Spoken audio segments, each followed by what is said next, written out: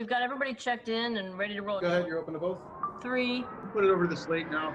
2, 1. Take camera 1. Go, John. Welcome to the Washington Post. Welcome to Washington Post Live. I'm Leanne Caldwell. I'm Yasmin Abu Talib. I'm David Ignatius. That was quite an intro. My gosh, we should probably just leave it right there. I've hit the big time.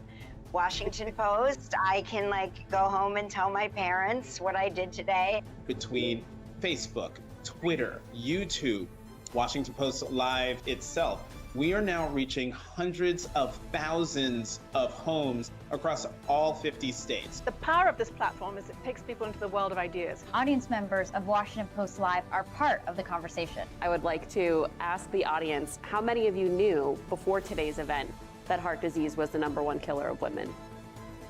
Okay, just me. Whether it's with cancer scientists or politicians. This panel, I think, was originally called, 2 women against Putin. It really should be 3 women against Putin. So the better way to get things done, as I've demonstrated, is by putting a group together and negotiating something that's good for both points of view. So tell me what your plan is. Oh, we have lots of plans. I think Washington Post Live offers journalists like me a new way to do our job. Their work is hugely important. A new way to connect with our audience. Hello, Senator Schumer. Welcome to the Washington Post. This is going to be fun. A new way to deepen our engagement with people who care about the Washington Post and our mission of gathering news. The Washington Post also said that we were the best film of the year, so that was pretty cool as well. Yes, well, I mean, the Washington Post doesn't lie, Jeffrey. You know that. I'm still having a lot of fun, Kat. A lot of fun. And their individuality comes through more so than just their title. Thank you for being the agents and the warriors of the light and truth. That is the lock from the night of the burglary. Jeff Bezos bought it at an auction. Right. And we're trying to find out how much Bezos paid. Right. Come back next week. I'm so grateful to be on a platform like the Washington Post. I subscribe, I read, I love the Washington Post. Thank you. We need films like this. So thank you very much. Stephen, Lynn, it's been great to talk to you. And I'm quite honored that the Washington Post should want to talk with me. Thank you. I cannot thank you all enough. Good morning. Good morning, everyone, and welcome to the Washington Post. I'm Sally Busby, the Post's executive editor, and we're delighted that you can all join us today for our latest summit called This is Climate, Tipping Points. Global warming is a growing threat across our world, and as temperatures rise, we are, in fact, at tipping points. The story of climate change and its profound impact on humanity and the planet has long been a priority for us here at the Washington Post. Over the past 2 years, we've strengthened our commitment to present just an unrivaled array of storytelling with some of the world's most trusted journalists, some of the world's best visual journalists working on this story. That's led to some incredible reporting that we're very proud of. Like this that you see on the screen behind me, this amazing interactive graphic. This image of our planet is the closest we get, we think, to a real-time view of how carbon dioxide builds up in our atmosphere. It's interesting that you can see how emissions are concentrated in the Northern Hemisphere in this graphic. Our climate team has also produced powerful stories like this.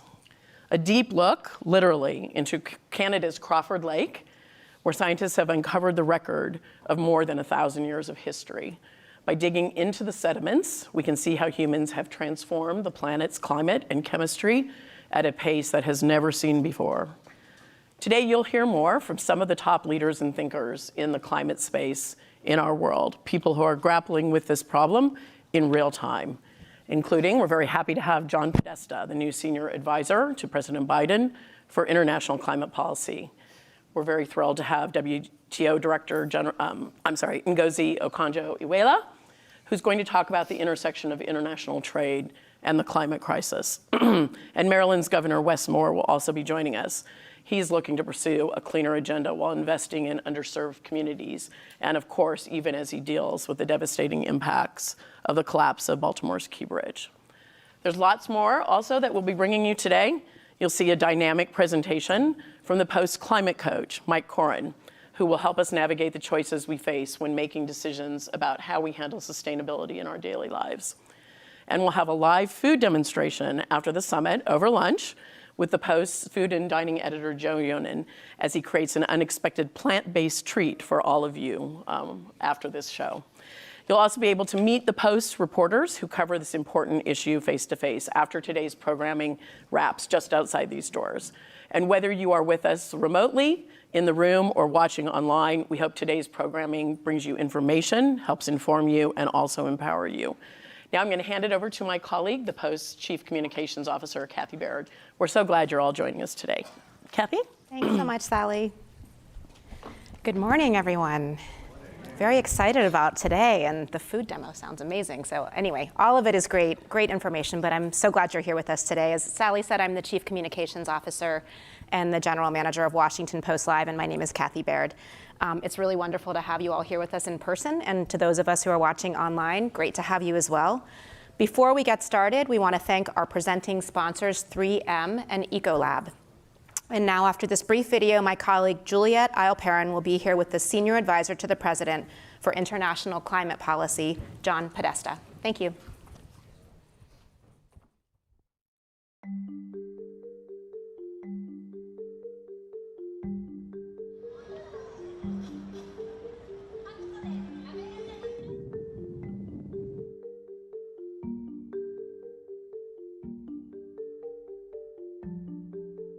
Temperatures above 110 degrees for 31 straight days in Phoenix, you know something's amiss.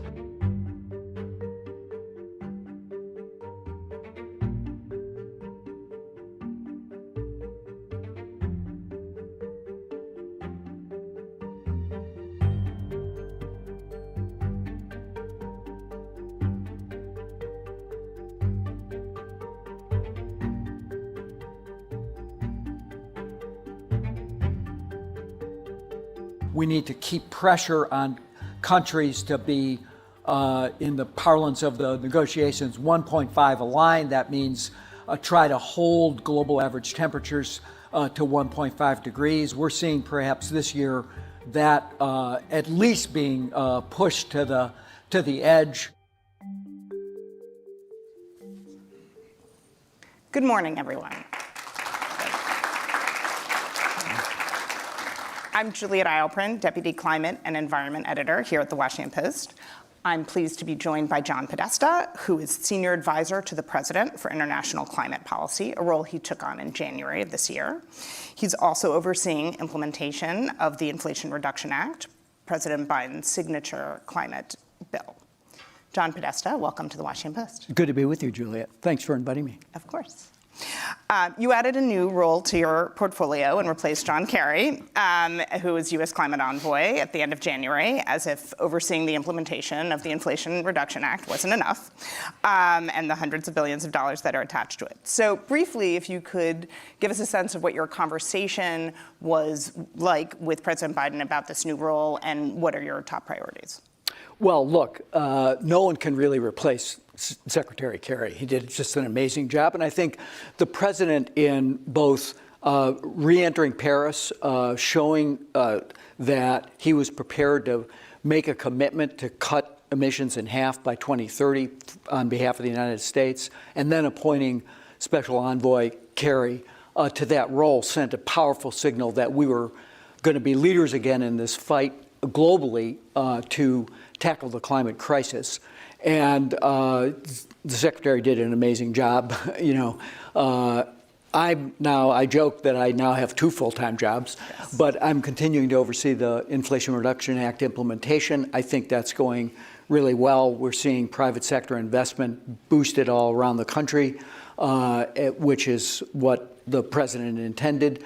But there's also a significant role in the international sphere to keep ambition high, to move forward. Particularly this year is sometimes referred to as the finance COP, because we need to work through how we're going to increase the availability of finance, particularly for the least developed countries, to be able to create sustainable patterns of development based on clean energy resources rather than dirty fossil fuels. So that's a big task, and there's a terrific team at the State Department that that Secretary Kerry assembled, and I'm still at the White House, but coordinating with them in these international negotiations. There's also just a lot. The Japanese Prime Minister met with the president yesterday. He's here with the president of the Philippines today. So there's a lot of work to be done at the bilateral level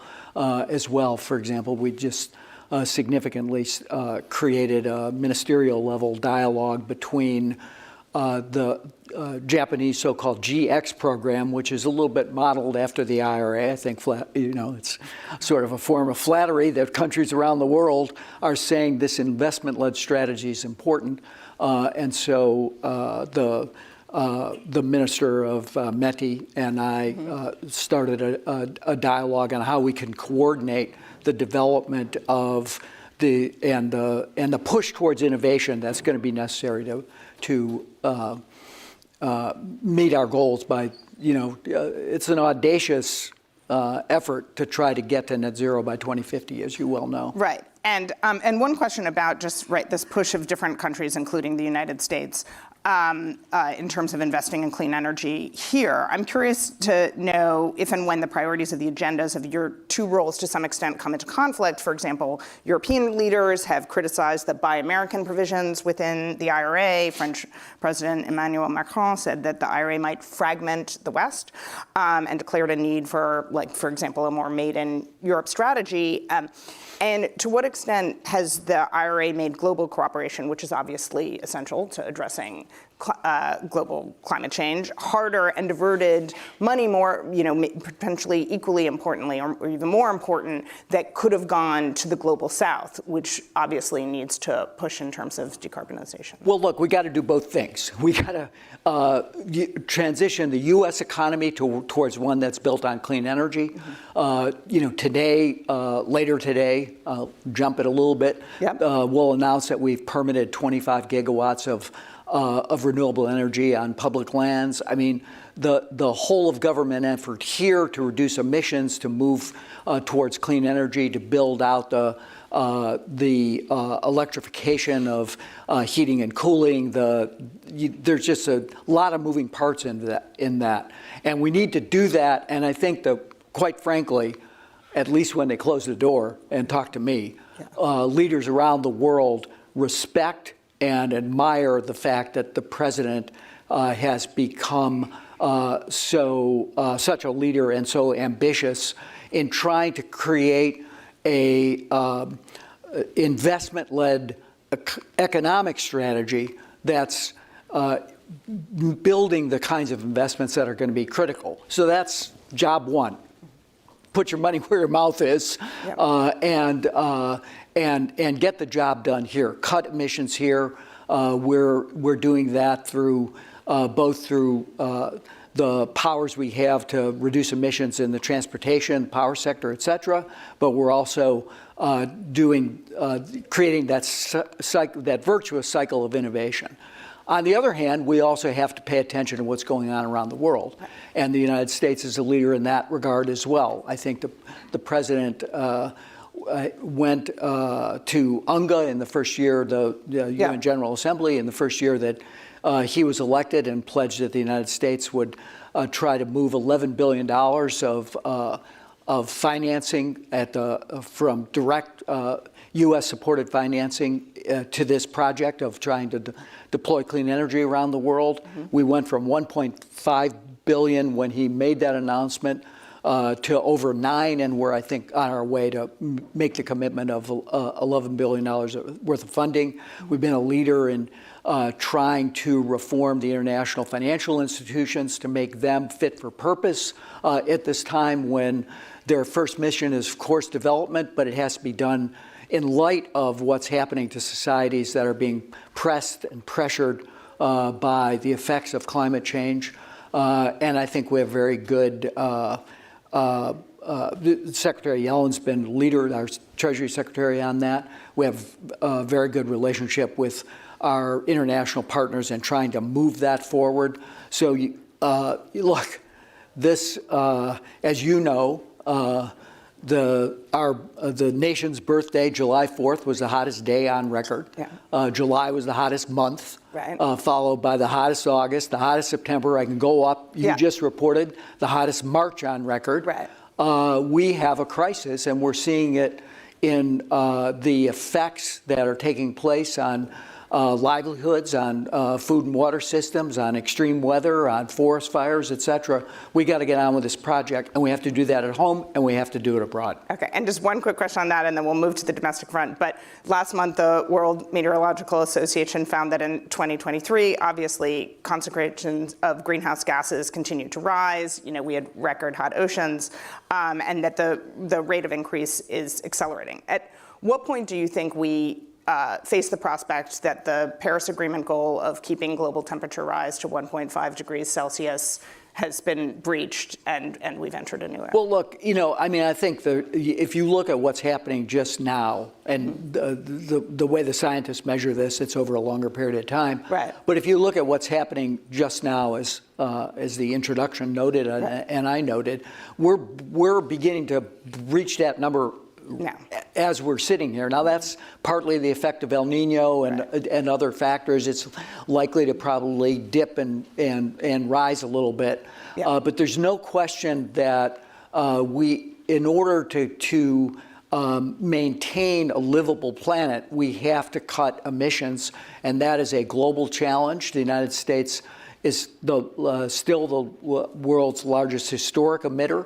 But China has far surpassed us now. There are almost twice as many emissions in China, and other countries are, I think, engaged in this process. But we have to move forward if we're going to have a livable planet for our children and our grandchildren. And speaking of China, which has obviously flooded global markets with low-priced goods, whether it's electric vehicles or solar panels, if climate change is this obviously urgent existential threat, as you lay out, why shouldn't the U.S. embrace, for example, cheap solar panels and EVs, especially at a time when U.S. adoption of EVs is Look, we have multiple challenges. Mm-hmm. One is our own economic security. We're way over dependent on Chinese supplies for critical minerals, for batteries, for upstream solar technology. I think the president recognized that and basically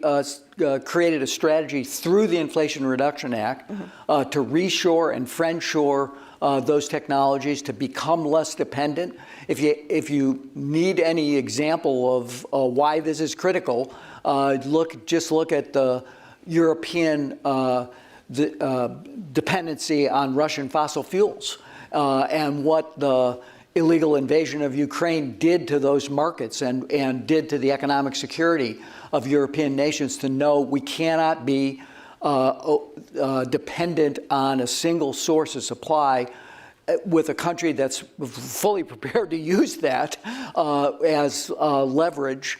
And by the way, built some of that lead up, if you will, through non-market practices and practices that were discriminating against other technologies, other countries, et cetera.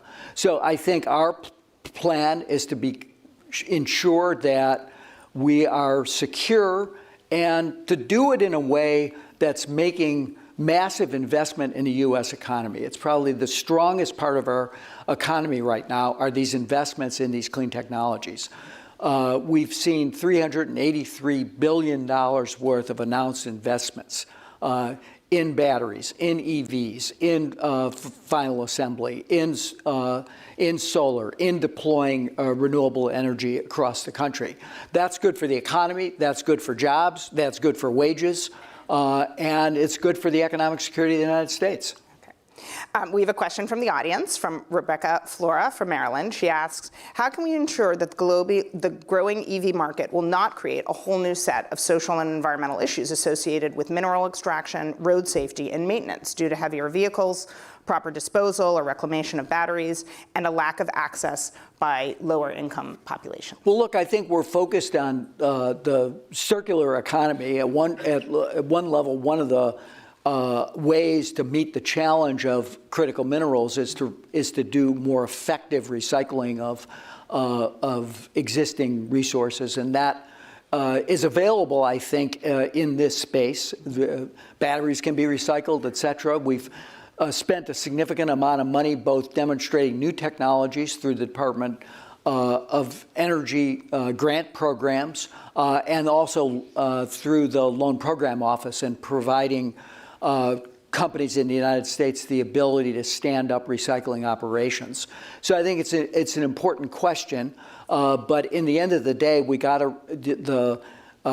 transportation is now the #1 emitter in the United States. We've got to move forward with cleaner forms of transportation, and the fastest way to do that is through electrification. The American public has the choice of deciding what kind of vehicles they want to purchase, but we're seeing rapid adoption of electric vehicles, and that's a good thing for the planet.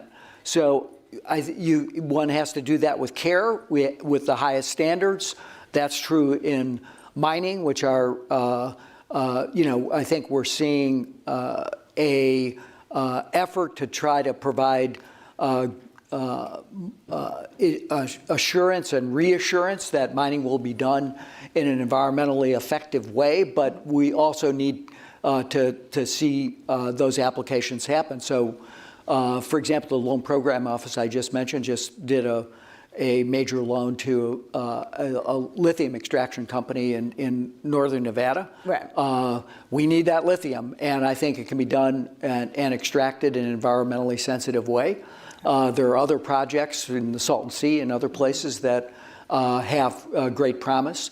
But if you pay attention to detail, if you get permitting right, if you do it rapidly, if you let the public participate in that process, you can make good decisions. You could do it. We got just really slow at permitting projects. We forgot how to build things in America. We're back to the business of building, and that's good again for our future. And as charging infrastructure stalls, we've not seen, as you know, rapid deployment of public chargers. States are quick to expand highways, often with federal funds. 20 to 30% of all public highway spending goes to the expansion rather than programs to fix and repair existing roads. How can the administration make sure that the infrastructure bill isn't working against the climate goals of this country? Well, look, I think we need to ensure that first of all, that we're being sensitive and adapting to the effects of climate. So I think one of the things that's gone into the planning and deployment of those resources is ensuring that we're planning for the future that we're going to have, not the one that we just lived through. So I think that's a very important feature. But I think significant resources are going to building more resilient infrastructure that's doing it at a time when we're also trying to reduce emissions. For example, through reducing emissions from heavy-duty vehicles at ports and other installations that can be heavily polluting and really are some of the largest sources of environmental injustice in the country because of how much both shipping and trucking goes through those ports. So I think if you do it in a smart way, we can get the balance right. People want to move, they want to be involved in transportation, but we're just going to have to do it in a cleaner way. And whether that's air travel through the use of sustainable aviation fuel, or whether it's ground travel through electrification and the plug-in hybrids and other kind of vehicles, we have got to get emissions out of these sectors, and that's a process that will take place over some period of time. But I think the American public, if you look at J.D. Power's other surveys, are really deciding that this is the way to go, and we're seeing the tick up, particularly as the price of electric vehicles comes down, the tick up of public acceptance and the consideration of purchasing an electric vehicle, because it's good for the planet and it's good for the pocketbook. We're reducing costs overall for American consumers. Okay, I want to talk about the grid for a minute. An Energy Department study found that the U.S. must double its regional transmission capacity to meet its 2035 clean energy goal. Yeah, to this what is a extent huge is that challenge. Yeah, is that possible without permitting reform? Look, I think we've done everything we can to both implement the modest changes that were made as part of bipartisan legislation that passed last Congress. We've deployed $1 billion from the Inflation Reduction Act to increase both the personnel and the technical capacity of federal agencies to permit. We've put money out to the states to try to improve their permitting processes. This is a multi-layered process multi-jurisdictional process in the U.S. But we got to get on with it. And those numbers are not only do we need to double the amount of transmission, we need to cut the time in half on how long it takes to get transmission permitted. I think we're doing that with authorities. We'll issue final rules soon, giving the Secretary of Energy more capacity and authority to set hard deadlines for particularly for transmission and permitting that was available to us, and we were the first administration to take advantage of that. It was in the Federal Power Act. We're doing this is something that occupies. I've been around the track a little bit here. Yeah. So first administration I've been in where this is from the President and Chief of Staff on down, run by our Deputy Chief of Staff. We meet regularly at the cabinet level on permitting on specific projects to break through gridlock and roadblocks. And a lot of things get stuck down in the bowels of agencies, and when the political leadership of those agencies can take a look at them, we can make progress. Okay, we only have a few more minutes. I need to get through some more questions. Okay. So the Post has reported on how the AI boom and the rise in clean tech manufacturing are pushing America's power grid to the brink. So should conditions be put on some of these operations, given that they threaten to undermine the U.S. climate goals? Look, I think, it doesn't seem to me that that's the way to approach this problem. I think AI has significant applications that can help on the climate front. It also has significant concerns, and the president's addressed some of those in terms of privacy and et cetera. But I think that the promise of building this out is generally a good thing for the United States, but we have to have the power resources to do it. That's putting more pressure on utilities to do things like advanced reconductoring of existing power sector lines, to be able to the Federal Energy Regulatory Commission last fall put some new rules out to deal with the problems of interconnection, of getting renewable resources tied into the grid. That's improved the process there. Other utilities are looking at that around the country. But there's no question we're going to have to build a lot of clean power in the U.S. There's a place, and we're investing in small modular nuclear reactors. So that's been moving forward again. But we need a lot of power. We need it to be clean. We need it to be zero carbon. And we need a lot of transmission capacity to move that power to the applications. And this, I believe, will be my last question. Obviously, you're dealing with a Republican-controlled House. The Ukraine aid bill is a top priority. Republicans have raised the prospect of lifting the pause on liquefied natural gas exports in order to push that bill through. To what extent is the administration open to that? Look, I mean, I think we have said now many times in the last several weeks they should pass the bill. It's got bipartisan support. I think clearly there are votes in the House to pass the bill, the bipartisan bill that passed the Senate, and they should do it and do it quickly and promptly, and not lard it up with other issues. With respect to the pause, that's smart policy. We stand behind it. We've now the largest exporter of natural gas. We're building twice the capacity we currently have. What we're doing and Secretary of Energy is doing is looking at the economics and environmental aspects of going further, and we're going to stick with that. Okay, in like 15 seconds, you've made a hallmark of your career protecting open public spaces in the United States. To what extent can we expect the president to use his authority to do more conservation? Oh, I think you'll see some more, Juliet. You know, the president's pledged to protect 30% of lands and waters in the United States. We're on track. He's been an amazing president in the first term. I worked for President Clinton, for President Obama. They both had tremendous conservation records. President Biden is just surpassing that in terms of what he's able to do in the first term. And I think we've got more to come, including better use and better protection of public lands, getting the balance right between being able to deploy renewable energy on public lands. You'll see more about that today, and conserving public lands. But yeah, I think we have a few more coming. Okay. And we will continue to follow this important story. Unfortunately, we're out of time. John Podesta, thank you so much for joining us today.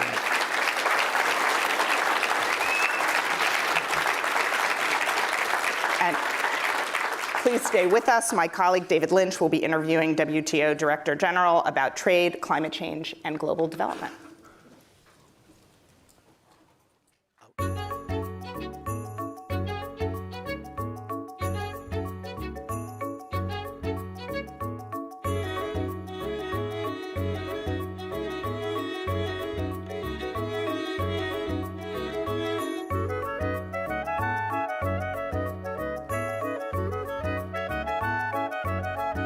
People are used to seeing trade as part of the problem, and I'm not denying that trade contributes, of course, to carbon emissions.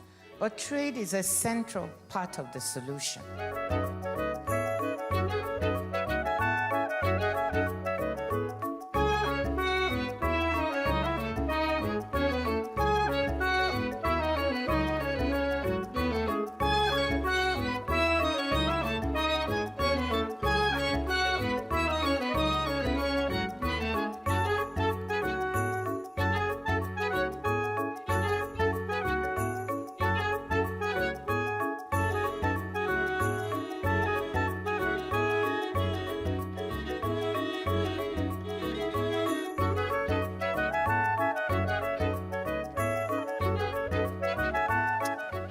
Good morning. I'm David J. Lynch, the Post's global economics correspondent, and I have the pleasure of being joined today from Geneva by the Director General of the World Trade Organization, Ngozi Okonjo-Iweala. Director General, nice to see you. How are you? I'm fine, thank you. Nice to see you too. Welcome to the show. So let's get right to it. How can trade policy help us meet our climate goals, the goals that we're doing a fairly poor job of meeting so far? Well, thank you, David, for that question. I've always maintained that trade is part of the solution to getting to net zero by 2050. People always see trade as part of the problem, but it's actually part of the solution. And to that effect, for COP28, we developed a kind of toolkit at the WTO Secretariat, set of policies or actions that countries can take on the trade side if they want to try to lower carbon emissions. I'll just mention 2 or 3 just as an example, so we're very specific. If you look at the import tariff regimes of many countries, you'll often find that you have lower tariffs on internal combustion engines than on electric vehicles, when it should be the other way around in order to incentivize and lower the cost of electric vehicles. So one of the things, this is just an example, we say, look at your import regime to make sure you're not incentivizing things that are actually adding to carbon emissions.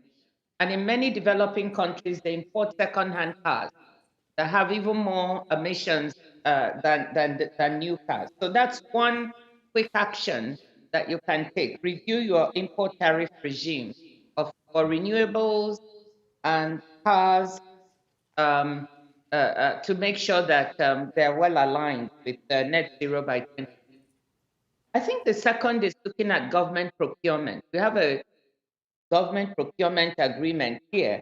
And many people may not know, but governments spend about 13 trillion on public procurement annually.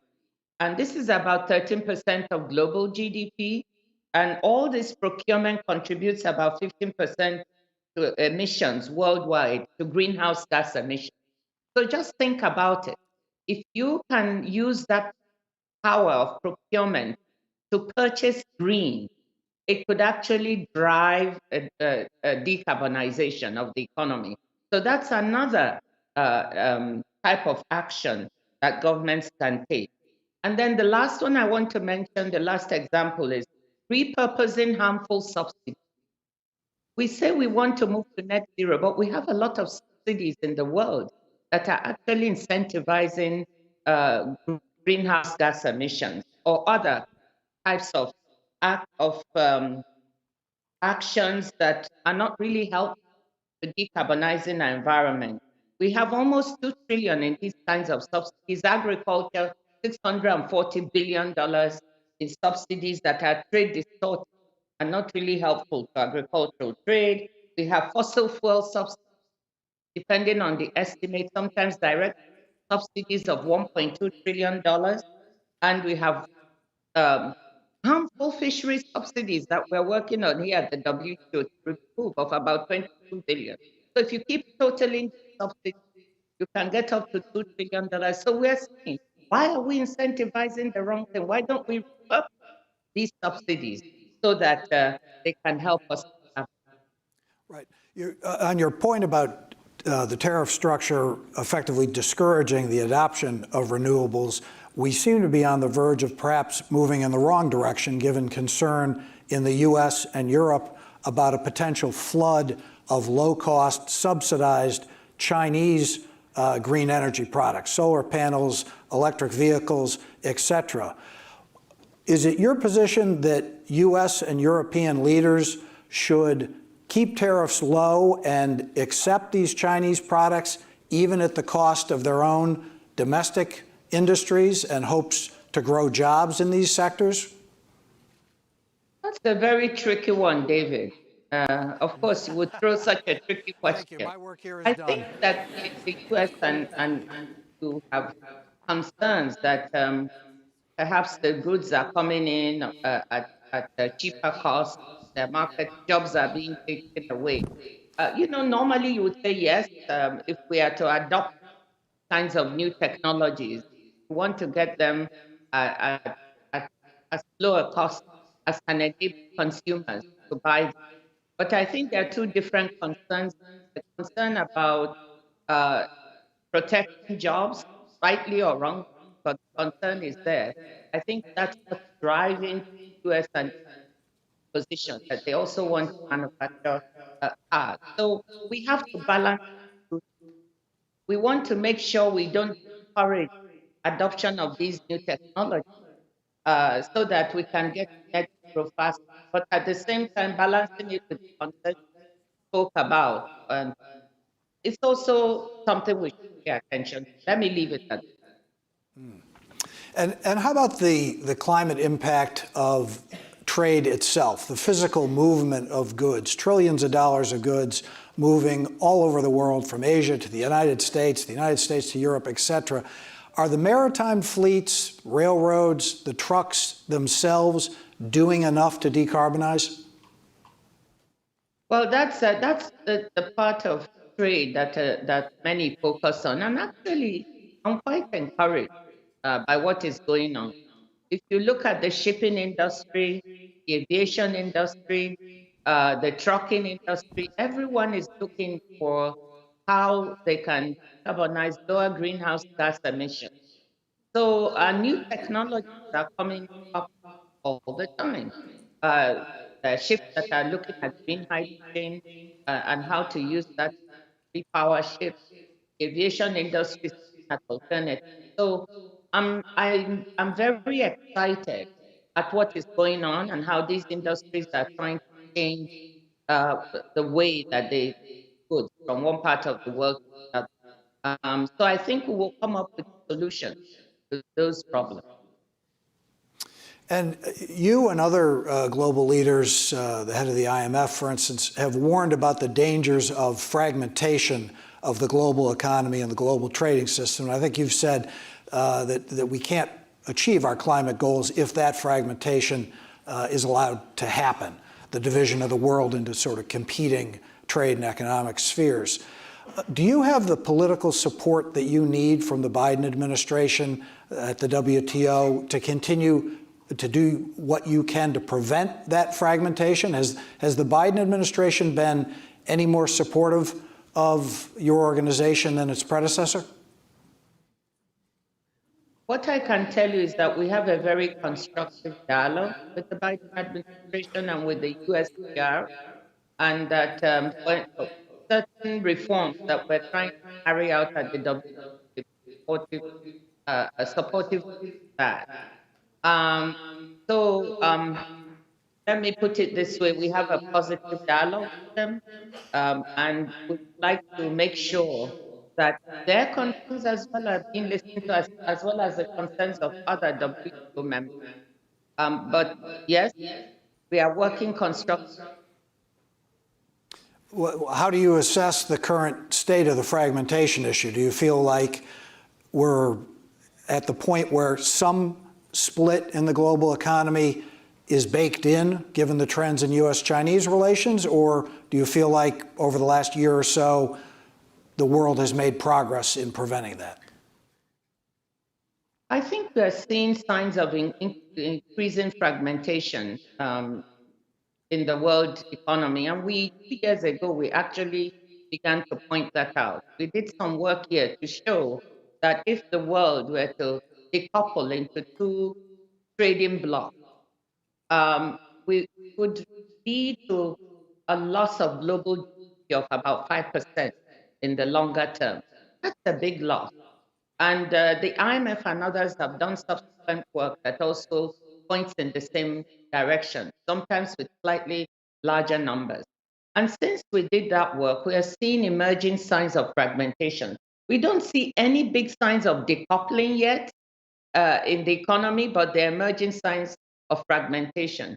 We looked at simulations looking at two blocks of like-minded countries, trading within those blocks as well as across the block. And in the past, we saw that the growth of trade across these two blocks was about the same as within the block. But now we are seeing people trading more with like-minded countries than they are trading across those not so politically like themselves. So this is some emerging concern that like-minded trading is going on much more than we saw in the past.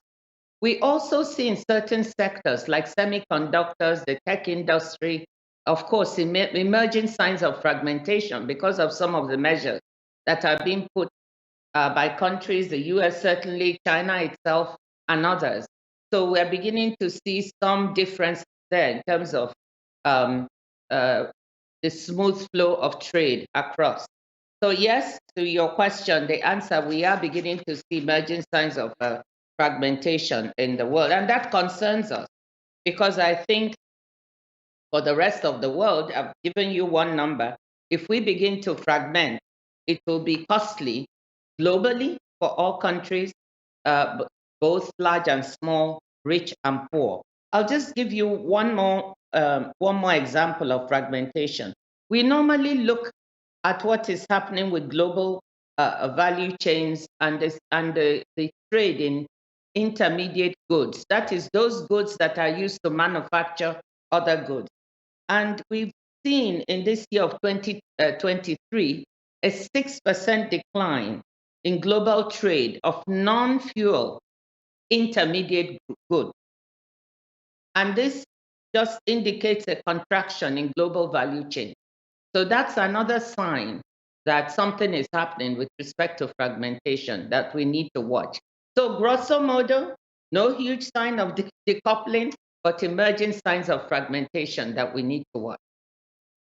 Let's talk about developing countries for a moment, who obviously want to exploit their fossil fuel resources to try and grow their economies, give their peoples a better life. Should they be asked to prioritize the climate fight instead? And if so, what are the prospects for such countries getting the financial assistance that they require, with interest rates being as high as they are? Well, David, I think that given the temperature rises we are seeing in the world, every country should be concerned about how to lower greenhouse gas emissions and how to get to net zero by 2050. But I think it's a question of pace. As you know, developing countries feel that they didn't contribute to the present situation we're in, and they contribute much less to greenhouse gas emissions. Africa, for example, contributes 3% or less to global greenhouse gas emissions. And historically, they've not been the ones contributing.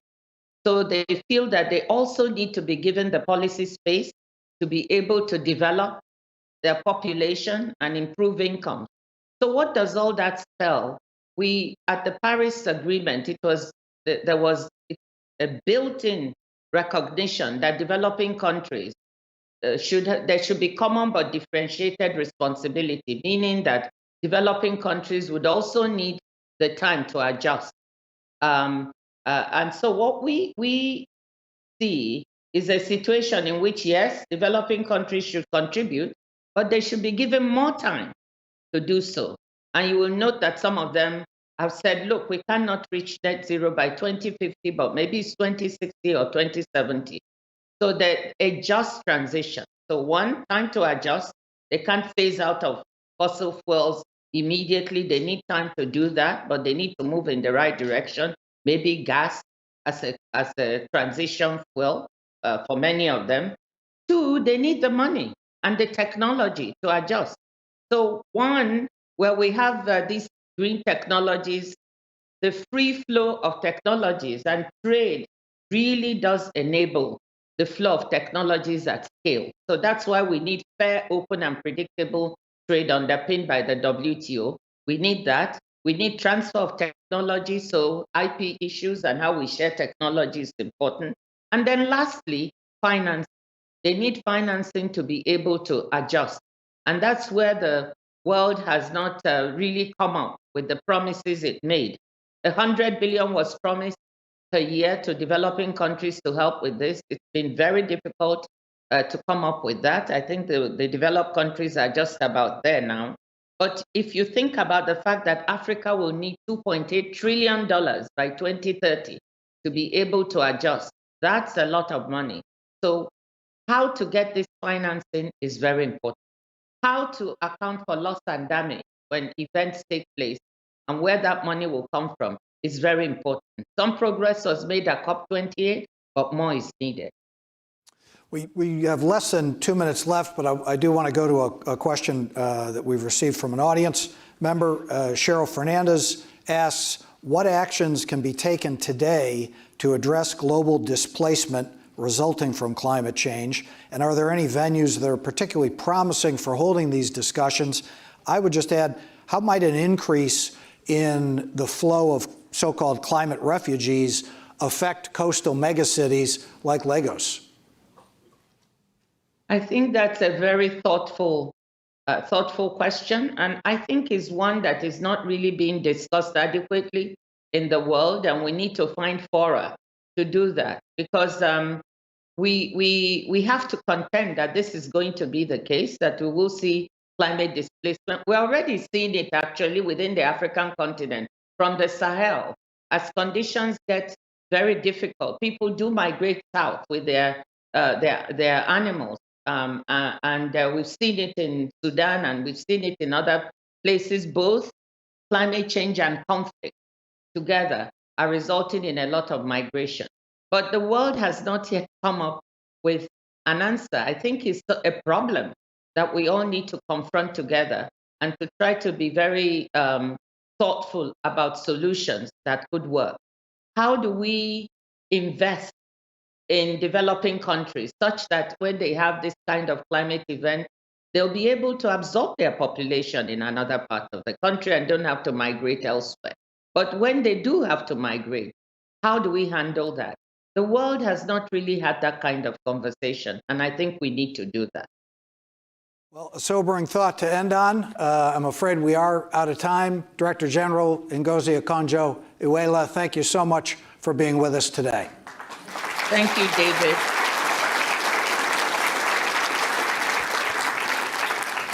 Now, next, my colleague Juliet Eilprin will be back up here with photographer Christina Mittermeier, and I think you're going to want to stay put to see her stunning photography from all over the world. Stay with us.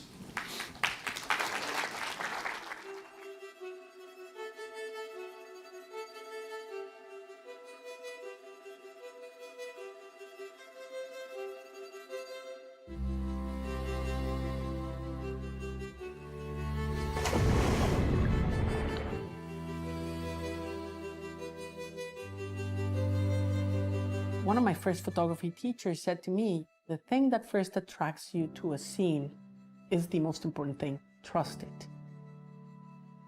So for me, it's this relationship between the ocean and humanity and wildlife.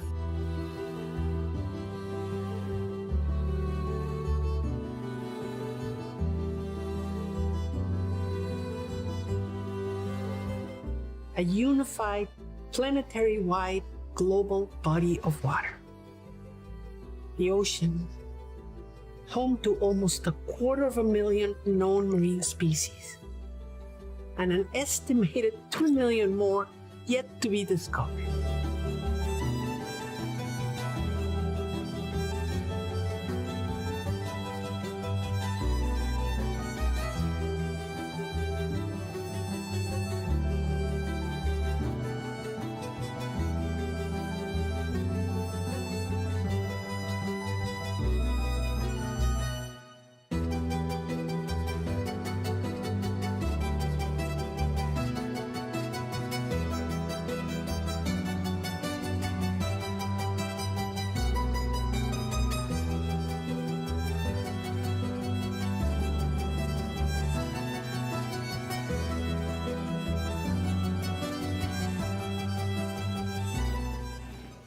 Good morning and welcome back. For those of you just joining us, I'm Juliet Eilprin, Deputy Climate and Environment Editor at The Post. Joining me now is marine biologist and photographer Christina Mittermeier, who traveled to DC from New Zealand to join us here today. Christina, thank you so much for joining us here at The Post. Juliet, thank you.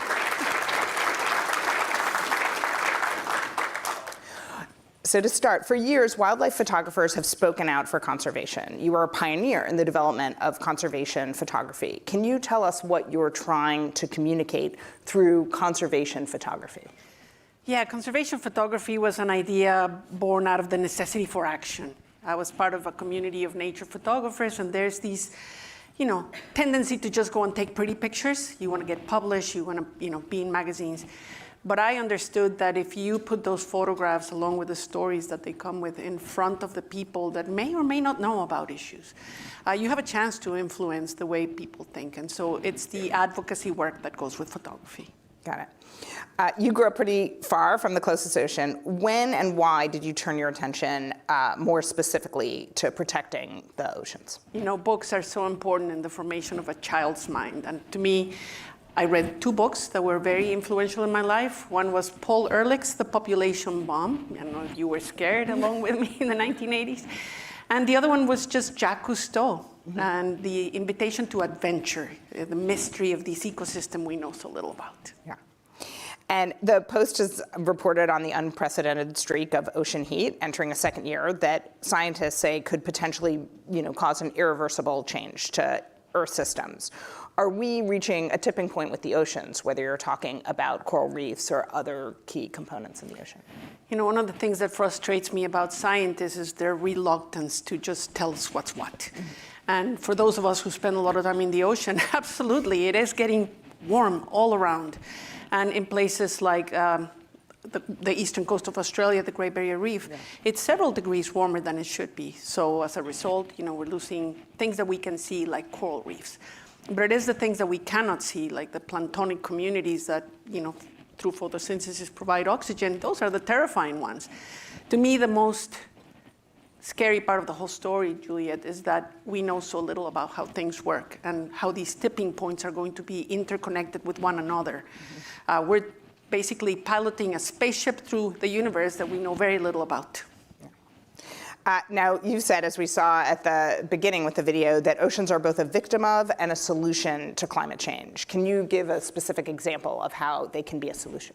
Yes, I mean, anything that is doing the work that's a quarter, 25% of a solution is pretty important. You cannot drive a vehicle with just 3 tires. You need the 4th one too. The ocean is absorbing 25% of emissions. It does this naturally. We don't pay it to do it. We don't ask it to do it. It just does it. But it's also producing 50% of the oxygen we breathe. And it absorbs 90% of the excess heat in the atmosphere. So it lends us an incredible service.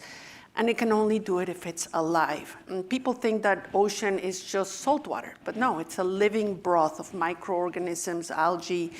That is where life emerged from in this planet. And it's what keeps this planet alive. So as we ignore it, and it's shockingly the most underfunded of all the Sustainable Development Goals by a lot. And conservation in general, environmental work in the ocean is severely underfunded as well. Yeah. So we need to keep it alive.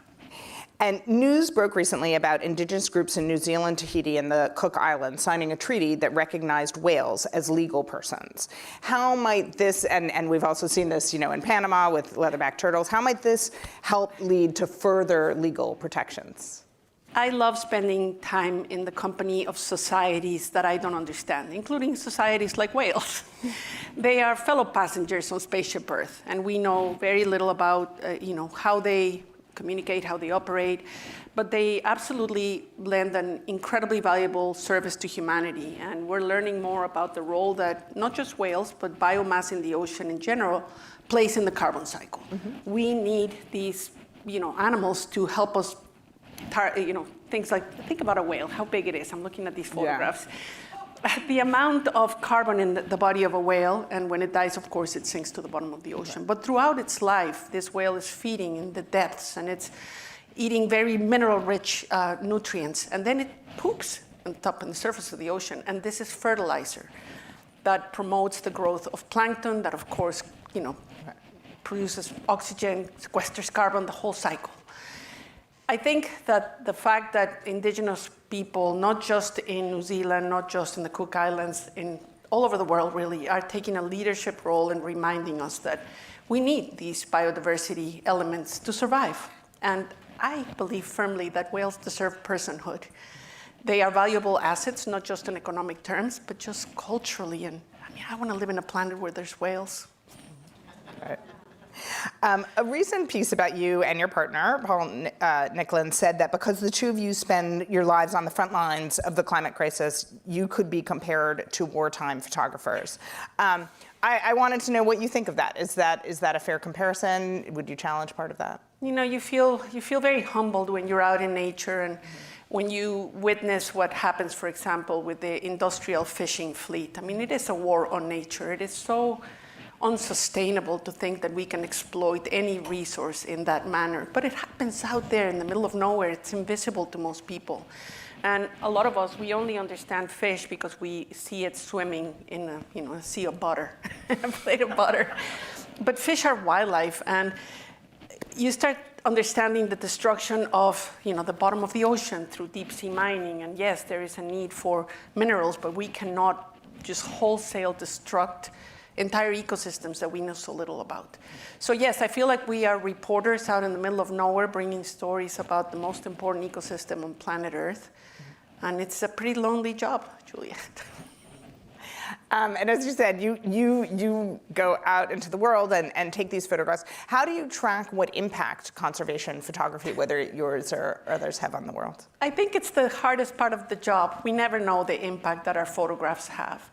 I firmly believe that photography is a great way of inviting people into what I think is the most important conversation of our times, really, the survival of our planet. And a lot of people don't feel competent enough to enter the conversation on climate. They don't know enough about it. Nobody wants to feel ignorant. Photography lowers the price of entry. It invites people to ask questions. And it's just a way for us to make the audience larger. But to track the impact is almost impossible. I just hope that we are having impact. And one related question, which is, what are the kinds of images that you think have the biggest impact on the public consciousness? Would it be uplifting images or images that create an uproar? Because you've obviously shared both. Oh, this is such a good question. I derive a lot of inspiration from Dr. Martin Luther King. He didn't start the famous speech by telling us he had a nightmare. He told us that there's a dream, right? And creating aspirational images of the kind of planet that we want to live in, I think is valuable. At the same time, we need to remind people that we are in a lot of trouble. And those images need to be very carefully punctuated throughout the conversation because people don't want to feel hopeless. They don't want to feel despair. And so you have to keep this narrative going. Yeah, and we have a couple of photos that the audience is seeing. Could you just tell us a little bit about both of them so they have a sense? Yeah, so we have a stellar sea lion, a beautiful animal that's taken in front of my home in British Columbia.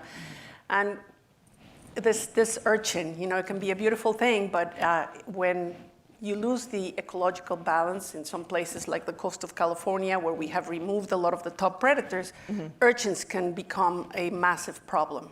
We're seeing this in New Zealand, in California, and British Columbia. But you try to tell these stories in a way that's whimsical. On the other side, we have a polar bear that we encountered during an expedition to the Canadian Arctic. And we are seeing more and more bears stranded on land. They don't get enough food. They are starving. It's a very, very sad thing to watch. The funny thing about this image, it's how much controversy it caused. It really created this narrative that there's too many polar bears because now polar bears are so hungry that they're going to villages, so we see many more. That doesn't mean there's more polar bears. I think they are in a lot of trouble and facing issues like climate, but also trophy hunting. Got it. Now we have an audience question from Amy Loeffler in Alaska, amazing state. What would you tell aspiring climate journalists who might feel like their reporting falls on deaf ears? As a reporter, you really never know who's going to see your work, who's going to read your words. And the job is not to be paying attention to that. The job is just to tell the story, right? So don't go out there worried about how many people are reading it. You just have to do the work. And you know what? We need an army of storytellers and photographers and journalists out there reporting on the state of the planet. So just go do it. There you go. You and I spoke over a decade ago, because we've known each other for a long time, about the intersection of your work and politics. You said that politicians are afraid of conservation images. Is that still true today? I don't think so. I think things have changed dramatically, especially in this country. It's so rewarding to see an administration like President Biden's administration who really cares about these things. The concern is that politicians are not always well versed in these subjects. You have ministers of the environment that are appointed, and they're politicians. They are not biologists. What I think is important is that they listen to the scientists. Scientists are the pilots. They're the ones who know how planet Earth works. Let's not ignore their advice, and politicians should be sitting always next to a scientist. And then related,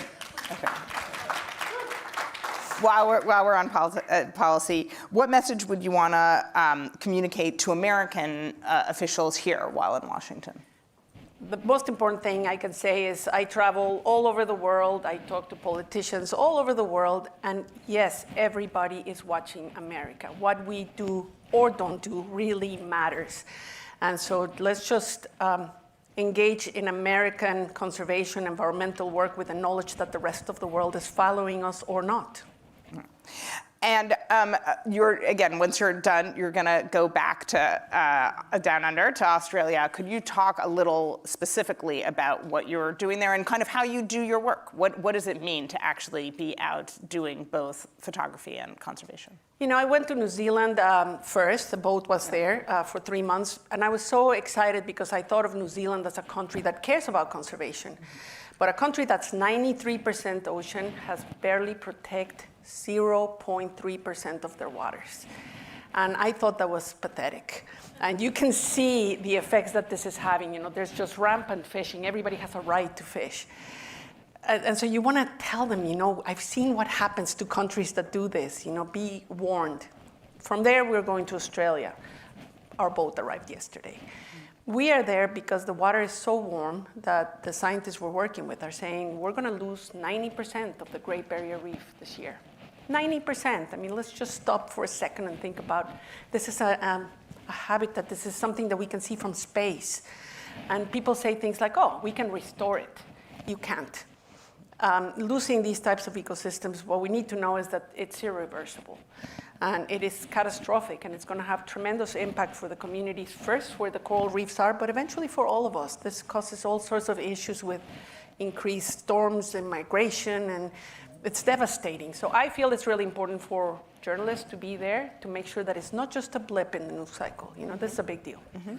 And, there obviously, we have seen in recent months, both a global treaty on biodiversity, these goals of 30 by 30. We're right now in negotiations over whether there's a possibility to reach a global plastics treaty, which obviously has critical implications for the planet.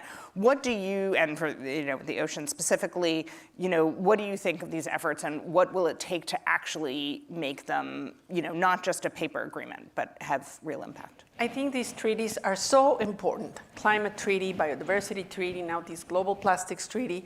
What they require is a lot of public support. We need a population that is informed and engaged and pushing politicians to keep doing the right thing.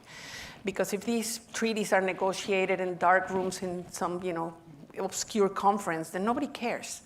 But they are critically important. I mean, the future life on Earth depends on these treaties, and they really outline how humanity is going to go forward or not. Right. And is there anything, and how have you encountered, for example, plastics in the ocean and that impact as you've been out in the field? The more we learn about plastics, Juliet, the more terrifying it becomes, because it's not the stuff that we can see. Of course, plastics break down, and we think about microplastics, and we know that we're all eating it. It is the chemicals in plastics that are devastating. I learned yesterday, 16,000 chemicals go into plastics. We only know what 3 of them do to human health. All of these chemicals leaching into the environment have an effect not just on humans, on our babies, our children, but also on these ecosystems. New studies are saying that these chemicals are impacting ecosystems like reefs as well. And we have a chance with the upcoming negotiations on the Global Plastics Treaty to actually, create language that is strong enough to say, let's turn the tap off and not create any new plastic. Let's learn how to reuse the plastic that we have and use alternatives. So I hope that these negotiations go well. Okay. And this will be our last question. So much in the literature out there about climate change is, of course, about doom and gloom. So to provide us with a little optimism, in one sentence, what makes you hopeful that people will take action to be better caretakers for the planet? I think hope is a personal choice, Juliet. There's many days when I wake up and I think, oh my God, we're doomed. And then I remember, I cannot allow myself to feel or think that way, so I make the choice of remaining hopeful. And I think hope is a powerful motivator for all of us. So I'm doing a book about hope. So we'll have to leave it there. Christina, thank you again for making the journey. Thank you. And best of luck to you on your next expedition.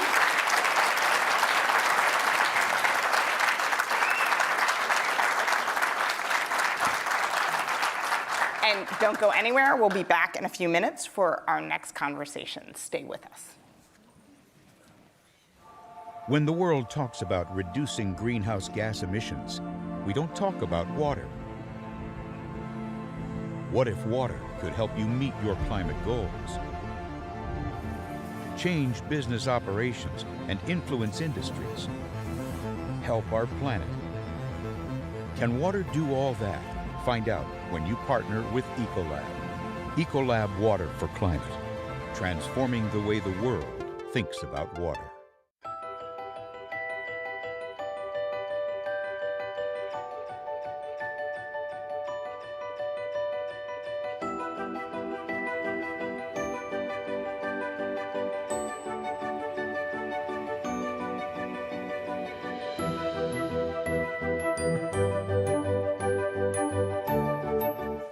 Hello. So environmental, social, and governance initiatives known as ESGs were so popular with companies just a short time ago as a way to address climate change.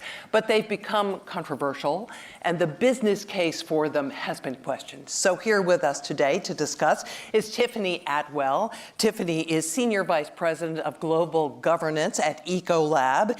Ecolab is a leader in addressing the world's water crisis. It helps businesses use less water and recycle it and reuse it. So thanks so much for coming in. Thanks. Happy to be here with you today. So as mentioned, in many quarters, ESG has fallen out of favor, portrayed as conflicting with profitability and with shareholder value. Why would you say that that portrayal of ESGs is perhaps a bit misleading?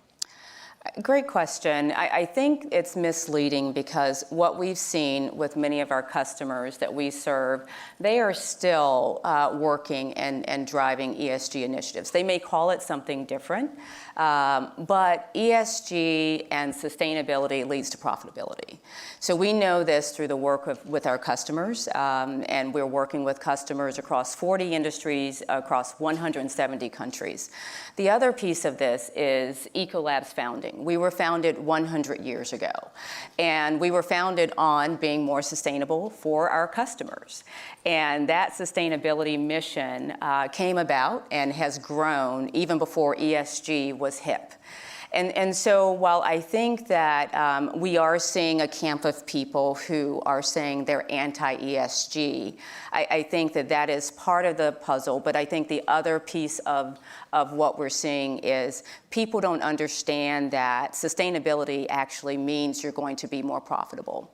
There have been several studies that have come out. McKinsey has done a study, Drucker Institute has done a study that Drucker Institute shows that of the 250 most profitable companies that are run the best, managed well, they are doing ESG initiatives today.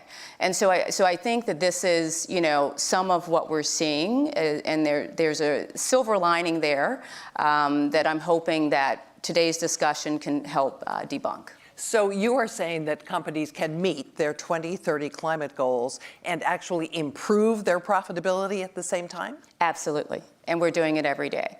So we're not just saying, let's do it for our customers. Ecolab is doing it. We actually have a plan to work to save enough drinking water by 2030 that will help 1 billion people have access to clean drinking water. And that's important because of all of the beautiful people in this room, you've never had to go to your tap and turn it on and not have access to water. But of course, we know that not just in India and other developing countries, there are people in the United States of America who do not have access to drinking water. So our mission, while we must make sure that our companies are profitable, our mission is also because we know that we can make the world a better place by doing what we're doing, and everyone has a role to play. And the other piece of our sustainability goals that's really exciting for me and our goals for 2030 is our reduction of greenhouse gases. We know that there's an interconnectedness between water, it's a tool, as well as it's a victim to climate change. Saving and reusing and recycling water, and this is what we plan to do, it will help us reduce greenhouse gas emissions by 6 million metric tons by 2030. Give us a snapshot right now. Would you say that companies are on track to meet their 2030 climate goals? And if they're not, if they're lagging, why is that the case? I think many are, just because I know our customers. When I think about Cargill and Kraft Heinz, who are big customers of ours, I know that they're on track. But of course, not every company is our customer, and different people have different views on what they should be doing. I think the people that are lagging, because there are people that are lagging, it's because they don't understand that sustainability actually leads to more profitability. And that's where we need to educate, and we also need to have other NGOs and partners from the government to help people understand this, but also ensure that there are the resources there to ensure that they can actually take under some of these improvements to their manufacturing sites. Are you seeing a public response to the fact that some companies are not on track? Absolutely. We actually consulted a global consumer study last year with Morning Consult. And consumers care about these issues. And so this is another reason companies should care. What we found is 80% of the consumers in the United States expect for governments and private sector to work on water conservation issues. And so that's 80% of consumers. Baby boomers really are concerned about water conservation and having access to water. And so that figure was also 80%, millennials in the 70 percentile. So consumers are making decisions, buying choices based on companies' sustainability practices. And so if government policy is not enough and being more profitable is not enough, understanding that your customers care about these issues, I'm hoping that that will help them understand that they need to get on board with this. Are there things that the public sector can do to nudge companies in the right direction? Well, I think we're seeing it. It comes with, it comes with the decisions that they're making about who they're supporting, and of course there could be more. But I would say when you think about what this administration has done, but it's not just this administration. If you go around the world, you'll see that in Europe, and many other countries, even in China these days, there's a push on these issues. So I don't think it's dead, even if it's unpopular and people aren't talking about it in a very positive way, the way we've previously seen. Can you give us some examples of successful public-private collaboration in this area? Absolutely. I think that, our last speaker spoke to this to a certain degree. Trying to solve these issues, whether it's climate change and using water as a tool to fight climate change, is something that has to be done, not just with companies. I'm very proud to have a CEO who wants to work with other like-minded companies. We've joined the Water Resilience Coalition that works through the UN Global Compact. And so you have the UN, you have, of course, us, and you have other NGOs, water.org and Pacific Institute, that are working globally to recapture water basins. And the plan is to recapture and renew 100 water basins across the world by 2030. And that is not just a commitment of resources, know-how, personally, of what companies will do, but it's also the work of these NGOs who have a lot of expertise and who can help us bring in the community so they can be a part of driving this solution. And so I think water is complicated. It's not sexy, per se. And so with this complexity, it's worth it to bring in all of these other stakeholders, which is what we've done through my CEO, Christoph Beck's leadership, to try to actually make some changes here and get results. So let's talk about Ecolab's own operations. Yes. What are you doing internally to drive more sustainable outcomes in your operations? Great question. Well, I think that there are many things that I could talk about, but of course we're using the same technology that we use for our customers to help them reuse and recycle their water. We're using that in our own operations. We just committed to put all of our fleet in California to EVs, to switch over to EVs. Our operations in Europe now will be run off of a wind farm out of Finland, and so we'll be completely off the grid. And so our plan is not just to try to consult for our customers so that they can do sustainability the right way and then be profitable, but it's also driving our growth.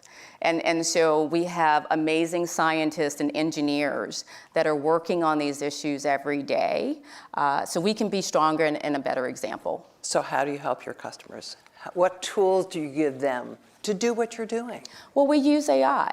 We use digital solutions. So we literally go in and we do an audit, and our customers are like our family. And we look at what they're doing great and how they can improve and how they're trying to grow. And we're trying to get them to grow using less resources, whether it's water and everything else. And so we do that audit, and then we go to them and say, this is how you can improve. And we're going to hold your hand, and we're going to help you meet these milestones. But we're doing this using digital solutions. We have something called 3D TraceR, which actually helps digitally capture the movement of water, what's needed as far as treatment of water, and all of this is done remotely. And so we take out the human component, but it helps them be better at what they're doing, and we offer other types of solutions, even if they're not ours, to make sure that they can meet their sustainability goals, but also be more profitable. So AI, a valuable tool for you. Absolutely, and I know you're an expert on AI, so well, I don't know if I'm an expert, but I'm certainly intrigued by it. So here we have this terrific audience here of a couple of hundred people. If there's one thing you would like them to walk out of this room with, what would it be? I would say you do not have to sacrifice profitability and being a successful business by trying to meet your sustainability goals. I know that there's been a lot of negativity around ESG, but you don't have to make that choice. And then you get to actually make more money, be more successful, but leave the world in a much better place. I think we all probably have loved ones or someone that's not here with us today, younger or older, and we can actually make a difference. And that's why I'm so proud to work for Ecolab, because every day I get to think about how we can make the world a better place, but at the same time making sure that our customers are more successful. So that would be my takeaway. Wonderful. Tiffany Atwell, Senior Vice President of Global Government Relations at Ecolab. Thank you so much for joining us. Thank you. Pleasure's mine. And now we are going to hand things back to the Washington Post. Thank you.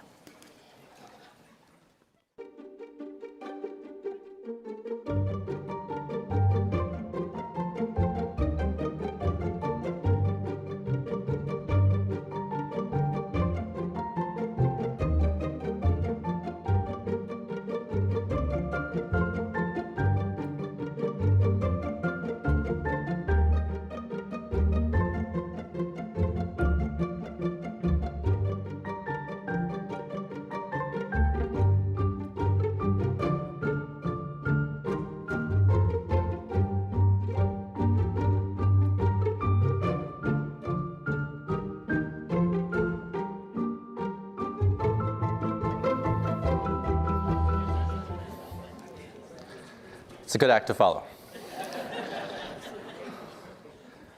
I'm Michael Koren, the climate advice columnist of the Washington Post. And so what does that mean? I am basically trying to host an honest conversation each week about the environmental choices we face in our daily lives, investigating what's possible and what's effective. And so I try to approach this all with curious optimism and vigilant skepticism. Make it clear, fun, cut through the BS, of which there's a lot, as you probably know. So I want to start today by taking a poll and asking a question that I often ask people I interview. When did climate change become real for you? After an extreme weather event? When your child asked about it? The IPCC summary for policymakers, given this audience? And it still doesn't feel real. And you can scan this QR code with your phone to answer those questions. So while I give you a moment to scan that and give those votes, I want to tell you about a moment when it became real for me. September 9th, 2020. There were 20 wildfires burning in California, and the sun never rose in San Francisco under the sea of soot and smoke.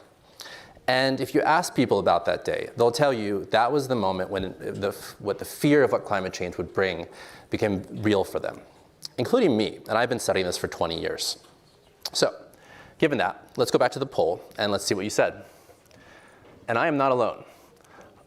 So almost all of you have experienced the same event, and many others haven't. And if you haven't experienced this, you probably will soon. Sorry to say. So let me give you a sense of where this all started for me. Growing up, I wanted to be either a journalist or a scientist. And I love that both professions started with this idea of question everything. And that took me from studying forest carbon projects in Borneo to the newsroom at the Cambodia's Phnom Penh Post and the CNN studios in Atlanta. But around 2018, when climate change was getting more attention than ever, something about the coverage bothered me. And it was that something was missing, is that we were talking about the problems, but we weren't talking as much about the solutions. And it's not that the problems weren't warranted, of course they were, but it's that we thought that if we just gave people more information, talked about the problem, we would change course. And if there's something I've learned, it's that everyone wants to know how to change course. I get this question a lot as the climate coach, and I also have heard from many in the audience that this is what you would like the summit to address. So again, I'm going to turn this question back to you first. Let's take another poll. What do you think has the greatest impact on on the way to change people's environment-related behaviors? And again, you can scan this QR code to vote. And so while we wait for the answers to come in, I want to give you a brief interlude, something that my editor wasn't sure that we would do. These are lawnmowers. There is a shepherd in Northern Virginia who employs 12 of them to help people mow, fertilize, and weed their lawns. And it's not the biggest climate solution, but it's probably the cutest. So back to the poll. All right, so inform and educate, give financial incentives, vote for climate politicians. This is very expected. So let's start it from the top. The more information thesis, although it is very attractive, is wrong. Merely supplying more information doesn't work. And it's not that information isn't essential. It is, but it's not enough. And you might have guessed this, given that you have nearly the sum total of humanity's knowledge on your phone, and yet we can't agree on basic facts. And so, in fact, studies have found that if we just dispense more scientific information, it has no effect on public opinion. Then there is the top-down thesis. People think that if we just vote, that will solve the problem, or the Green New Deal or bust. And while that's not totally wrong, the social science literature also tells us that you really can't have top-down without bottom-down. It's almost as important. And so when you think about energy-related emissions in the United States, more than a third of them are kitchen table issues. It's the machines we use to heat our homes, to drive, what we eat, and how we get around. So given that, what I've learned has made me both more fearful and more hopeful about the future of the climate. And the reason is that the driving forces are not linear. Human culture and global warming both exist at this messy confluence of psychology, economics, physics, and biology. And they're driven primarily by exponential curves, social contagions, and tipping points. So let me give you an example of what that looks like. And here's one. So tipping points are this critical point at which an unstoppable change transforms a system. And you may know this one, the Atlantic Ocean. There's a warm current that transports nutrients and warmth from the tropics to the north. As Greenland's ice sheets melt, they cover more of the North Atlantic with cold water, potentially shutting down that current by 2025. And if it did, it would rewire weather from Africa to Europe. It would jeopardize rains that sustain crops for millions of people. It would raise sea levels on the East Coast, and it would plunge Europe into frigid winters. And human culture has these same tipping points. So let me give you another example. In 2007, just one state had legalized same-sex marriage. And by 2015, it had become a constitutional right. It was driven by an unprecedented shift in public opinion across political persuasions, demographics, and even religious affiliation. Less than a third of Americans supported same-sex marriage when President Clinton signed the Defense of Marriage Act in 1996. And today, 71% do. This pattern has since been repeated in 30 countries. So could this happen with attitudes that are needed for drastic climate action? It may already be happening. And then there's exponential growth. Almost every major technology over the last 2 centuries that has broken through has followed the same curve, from virtual obscurity to near ubiquitous adoption. And as you can see, in 1990, for example, cell phones were in the hands of only about 3% of Americans, about the same percent that owned an induction stove today. And then you can guess what happened next. By 2014, there were more cell phones in America than Americans. And so while the timing is a bit of a question mark, clean energy technologies are now poised to follow this same curve. And we don't know when that will happen. But change, as Ernest Hemingway once joked about bankruptcy, tends to happen gradually and then suddenly. And then there's social contagions. So you probably are familiar with this. This is the way information, attitudes, behaviors, emotions can spread rapidly within groups from one person to another, without reasoned direction or thought.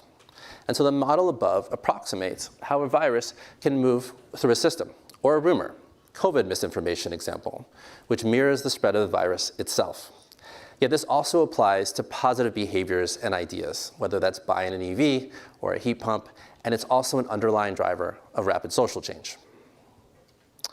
So this is why climate change needs norm entrepreneurs. And I didn't understand that idea until I talked to a philosopher who told me about the nature of social movements. And he said that we need to stop thinking about ourselves as merely as individuals, and more as influential members of a community, as entrepreneurs of norms. The power of our individual action lies in how it affects others. And every one of you actually acts as a billboard for other people. So seeing someone on a bike actually changes what's normal, maybe even desirable. And each one of us can be one of these norm entrepreneurs. And the reason this works is that we are evolutionarily engineered to copy one another. And we'd like to think what we do is thoughtful and reasoned. I regret to tell you that is not often the case. What is actually happening is we're often looking for social cues. We're looking for other people to tell us what to do, even if we don't realize that ourselves. And so to give you a sense of how powerful this is, I talked to a behavioral psychologist who changed his entire career to work on bathroom behaviors. And the reason is that it's the only place humans are not exposed daily to strong social norms. If you ask someone, what is the average length of a shower, they will tell you anywhere between 30 seconds to 45 minutes. And they will all be convinced they are right. And there are a lot of people who take 45-minute showers. And what happens is when you tell them that the average shower is closer to 11 minutes, people start to converge on the number. That's the power of social norms.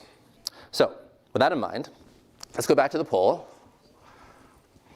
And you are wrong. But you gave some very normal answers, which I thought as well.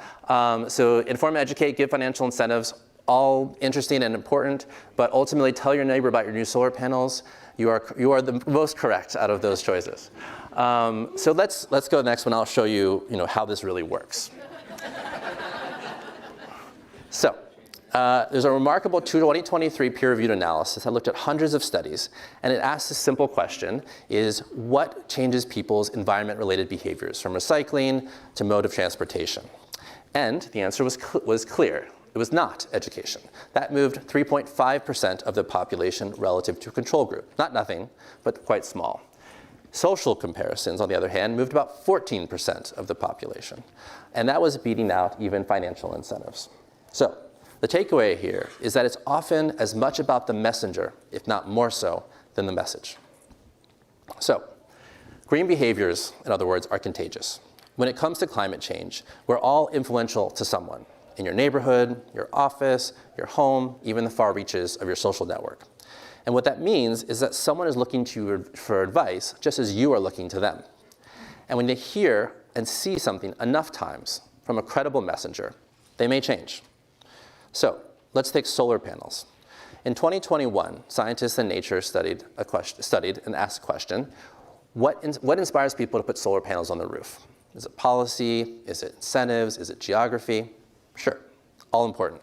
But none of them were as important as whether your neighbor had solar panels on their roof. In fact, there was even a proximity effect. If a neighbor within 2 blocks had one, you were the most likely to put them on your roof. Solar panels, in other words, were contagious.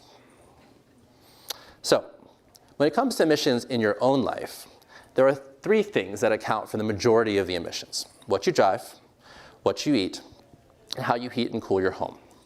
And so you can buy an EV and eat less meat, perhaps, and maybe buy a heat pump. But considered alone, these are just rounding errors on rounding errors in the national account. So I'm going to suggest something else. If you get in the EV, give your friends a test drive. Volunteer to be the one to take the car on a road trip. Put your car on a car sharing service to let others try it.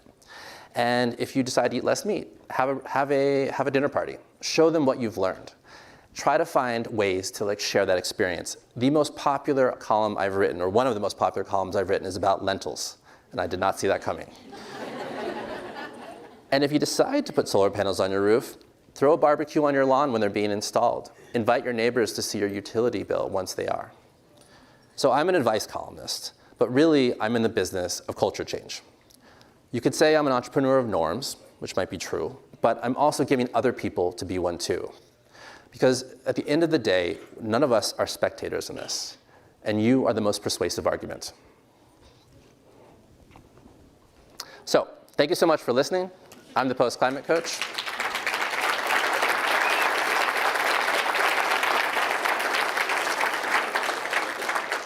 And I'm going to leave you with this awesome video.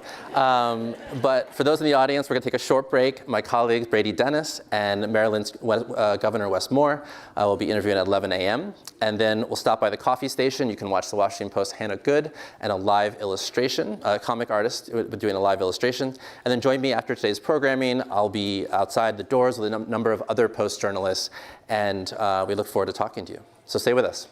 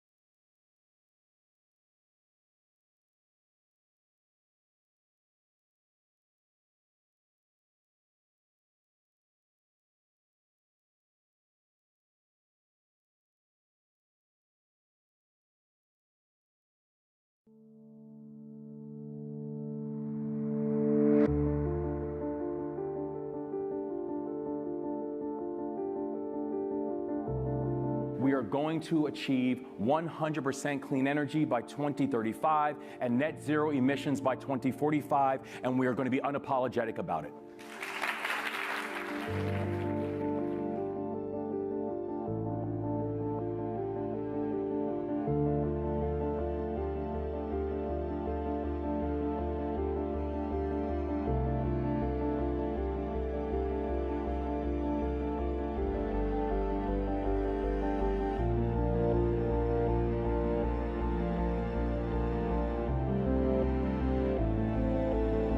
Right now, if you look at the Port of Baltimore, we have operations that are taking place via truck and via rail. It's the maritime operations that have come to a halt. But we are going to do everything in our power to make sure we are bringing closure and comfort to these families, to be able to reopen this channel, to be able to support our workers and support families who have been impacted by it, and also begin the process of the rebuild of the bridge. It is an aggressive timeline, but we are going to work around the clock to make sure that we hit this timeline.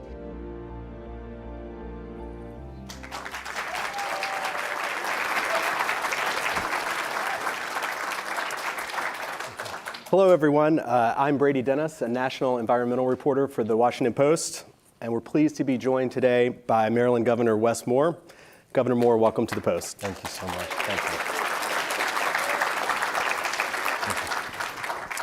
Obviously, a lot of climate-related questions we hope to get to you with today. But first, you were on Capitol Hill earlier this week, I understand, and back again today with lawmakers to make the case for federal support to replace the collapsed bridge in Baltimore. Wanted to see, have you found a receptive audience on the Hill, and are you confident that Congress is going to come through with the amount that's needed to support these recovery efforts? First, it's great to be with everybody, and great to see you, and thank you. We have found a receptive audience because I think people realize that what happened 2 weeks ago in Baltimore is not just about Baltimore, and it's not just about Maryland. This is the largest strike to maritime operations that our country has seen. You know, we've watched bridge collapses. We've watched ships being stuck in channels. We've never seen both. We have a vessel that is the size of the Eiffel Tower, and that's the weight of the Washington Monument that is now stuck inside of the Patapsco River with one of the most iconic bridges in Maryland sitting on top of it. Where we have tens of thousands of tons of steel that is either now sitting on top of the vessel or sitting at the bottom of the river. And so I think we're watching a reception on Capitol Hill where people understand that rebuilding this bridge, reopening this port, this is not just because it's important to Maryland. This is important to our nation's economy. This is the largest port in the country for everything from new cars and agricultural equipment and heavy trucks and spices and sugars and roll on, roll off. So we've got to get this up and going. And so I think that we are going to see a bipartisan support for it. And ironically, you know, we were here, when I was here on Capitol Hill before, I was there with my entire congressional delegation, Democrats and Republicans. So I was there standing with Andy Harris from the 1st District and Jamie Raskin from the 8th District. Hardly ever do I get a chance to stand with both those two individuals together. But all of us locked in arm in arm saying that this is a national priority, that we get this done. But to that point, you know, there have been predictions that this could well end up as the most expensive maritime disaster in history. Can you just briefly talk about the current state of the cleanup efforts and, you know, when do you expect the port to reopen? What are some of the hardest challenges that remain ahead? Yeah, you know, the thing that we know is that, you know, the impact that we're seeing of this bridge is staggering, and the impact of the port. The Port of Baltimore is responsible for about $70 billion of economic activity. $70 billion not to Maryland's economy, but to our nation's economy. And so when I remember that first morning, when I first got to the docks and was able to see it, it literally took my breath away. I've never seen the Baltimore skyline without that bridge. And to look up and see it gone, it's a moment I'm never going to forget. And but if someone would have said to me at that point, but listen, Governor, in 2 weeks from now, we're going to have 2 channels open. pulling upwards of about a 14-foot draft, so you're able to get certain commercial ships. You know, we've had about 59 commercial ships now that have been able to move in through the Port of Baltimore through these limited access channels. That we would have already started the process of removing a lot of the wreckage. I mean, you see here some of the wreckage here. You know, we just pulled up a wreckage, a slab of the steel that is about a 350-ton slab. Which, by the way, just in context, that is a little over the weight of the Statue of Liberty, right? That's what they're pulling up out of the water right now. These are remarkable workers who are literally working around the clock. That we know that we have divers, dozens of divers that are still in the water right now doing everything from setting up and preparing for the pullouts of steel to being able to look for the still 3 unaccounted for souls. Because I am fully committed. We are going to bring closure to these families, and we are going to get them the closure that they needed. But going back to when we think about the timeline, you know, the Army Corps of Engineers have put together something that is an aggressive timeline of saying that by the end of this month that we should have a channel that will be 280 feet wide, a draft of about 35 feet. The reason that's important is a 35-foot draft, a 35-foot pole, that's about the time you start getting ships big enough for things like the new cars and some of the heavy machinery. And then by the end of May, we should have the port fully up and operational again, which is extraordinary when you consider the level of damage. But that by the end of May, we should have the port going again. And so I just give my love, admiration, and credit to these first responders, to the Coast Guard, to the Navy Soup Solve, to the Army Corps of Engineers, to our state workers, to these Maryland State Police divers that are literally, as we're speaking, they're in the water right now. The heroism of these men and women, it cannot be overstated. I mean, there's obviously the human tragedy to this. There's an economic questions, that remain. As an environmental reporter, my mind in seeing those images went to the environmental impact and what that could be. And I wonder if you may talk about that for a moment. What we know about any hazardous materials that may have been on board that ship and the potential for pollution in the waterway there, and what you don't know, what you're still worried about from an environmental perspective. So one of the things that we did immediately, and I want to give a shout out to our Secretary of the Environment, Serena McElwain, who I know is here somewhere, who, when we talk about from the earliest moments in the morning, our entire cabinet was up. Everybody was up moving and working and figure out what they could do to support or how would this impact their work. And Secretary McElwain, we saw immediately how this could potentially impact her work, because there were 4,000 vessels on top of the Dolly. First of all, that shows how big that vessel is. There were 4,000 of these containers. And by the way, the average container, when it's empty, is about 1.5 tons. There were 4,000 on the Dolly. And we immediately had to do an assessment and do an inventory of what was actually on the Dolly, how it was impacted, because there were certain containers that you kind of see in those images, but you really see when you get up close. There are containers that, again, weigh 1.5 tons that literally are chopped in half like they're paper mache. And so we found out that of the 4,000 containers that were sitting on the Dolly, about 57 had contents that would be considered hazmat content. And so when we considered hazmat, it's looking at things like household cleaning items, perfumes, things along those lines, things that frankly, when you look at them from an individual basis, would not be considered hazmat. But if you look at a combination, they then get classified in a hazmat category. So immediately the work went out by the Department of the Environment, by our Department of Emergency Management, to put out boom around the area so we can get an assessment as to what was actually coming in the water. Still currently to this point, we have, I think, over 3,200 feet of boom that's surrounding the ship. And so we're able to actually take sample assessments, both upriver and downriver. And from all the sample assessments that we have now taken, now going on for 2 straight weeks, there's been nothing, no form of contaminant, and there's been no threat to the people of the area, to the people of that region, or to the people in the water. Fisheries. And so we've been very, very grateful that God blessed us in that way, that something that was a catastrophic day, that the environmental concern was not something that then also had to play into how we're talking about the recovery. When you took office, switching gears here a little bit, you laid out a quite ambitious climate agenda for your state, including that Maryland will generate 100% of its electricity from clean energy by 2035. Governing, as I'm sure you've been very well aware, is just a set of competing priorities. Crises crop up that you don't plan for. Have things such as the bridge collapse and other things pulling you in different directions, does that impact your ability to get to where you think the state should go on climate action, and why or why not? No. This is a priority. Like if you care about the long-term health of our state, this is not something that would be nice to do. Like, this is an existential crisis we're dealing with here. And and from a governance perspective, we've got to make sure that we can learn how to walk and chew gum at the same time.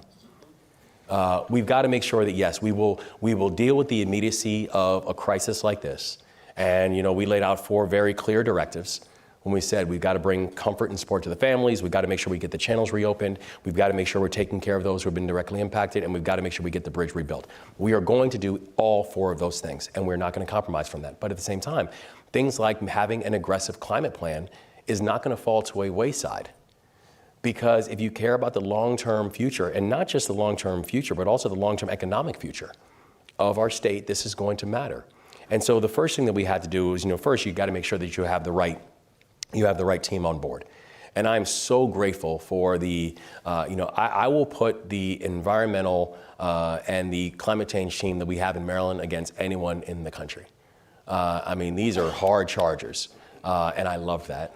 But I also know that we have to make sure that we're putting the right legal and policy pieces in place, and also putting the right budgetary pieces in place, and then setting out what are those benchmarks that we're looking for. So for example, when we first came on board, we talked about the importance of offshore wind, as an example, where in our first months, we said we actually came in and quadrupled the goal that we have for offshore wind. Maryland now has a goal of 8.5 gigawatts of offshore wind, which will be enough to power 3 million homes of Maryland homes alone in that, and turn us into a net exporter of clean energy and not just a net importer. But we also we had to invest in the infrastructure to make those things happen. When we talked about things like how are we moving towards a future for electric vehicles, incentivizing electric vehicles, it also meant we had to invest in the electrification of the grid. Because you cannot you can't provide incentives for these new vehicles to come on board, incentives to these car makers to have those things, but you don't have an infrastructure that's prepared for that kind and for that level of growth. That we said we are going to invest in things like, seawalls, because I love our state, but I also know our state is 70% of our state is either waterlined or waterlocked. And so when you have rising sea levels, we have to do a better job of having a secure and a fortified infrastructure that's prepared for that. So things like rising seawalls, being able to focus on tree planting to address the issue of extreme heat and extreme heat islands. So we had a very aggressive all of the above approach when it came to the way we're addressing climate. That approach is not going to change. Being able to focus on environmental justice is not going to change. And we have to be able to deal with the crises of the day and still keep our North Star focused on, let's not forget what this moment requires, and let's not forget why we're in the seats in the first place. I'm glad you brought up, environmental justice, because in looking back at what you have said about climate change over time, you've said again and again that climate justice is economic justice. Absolutely.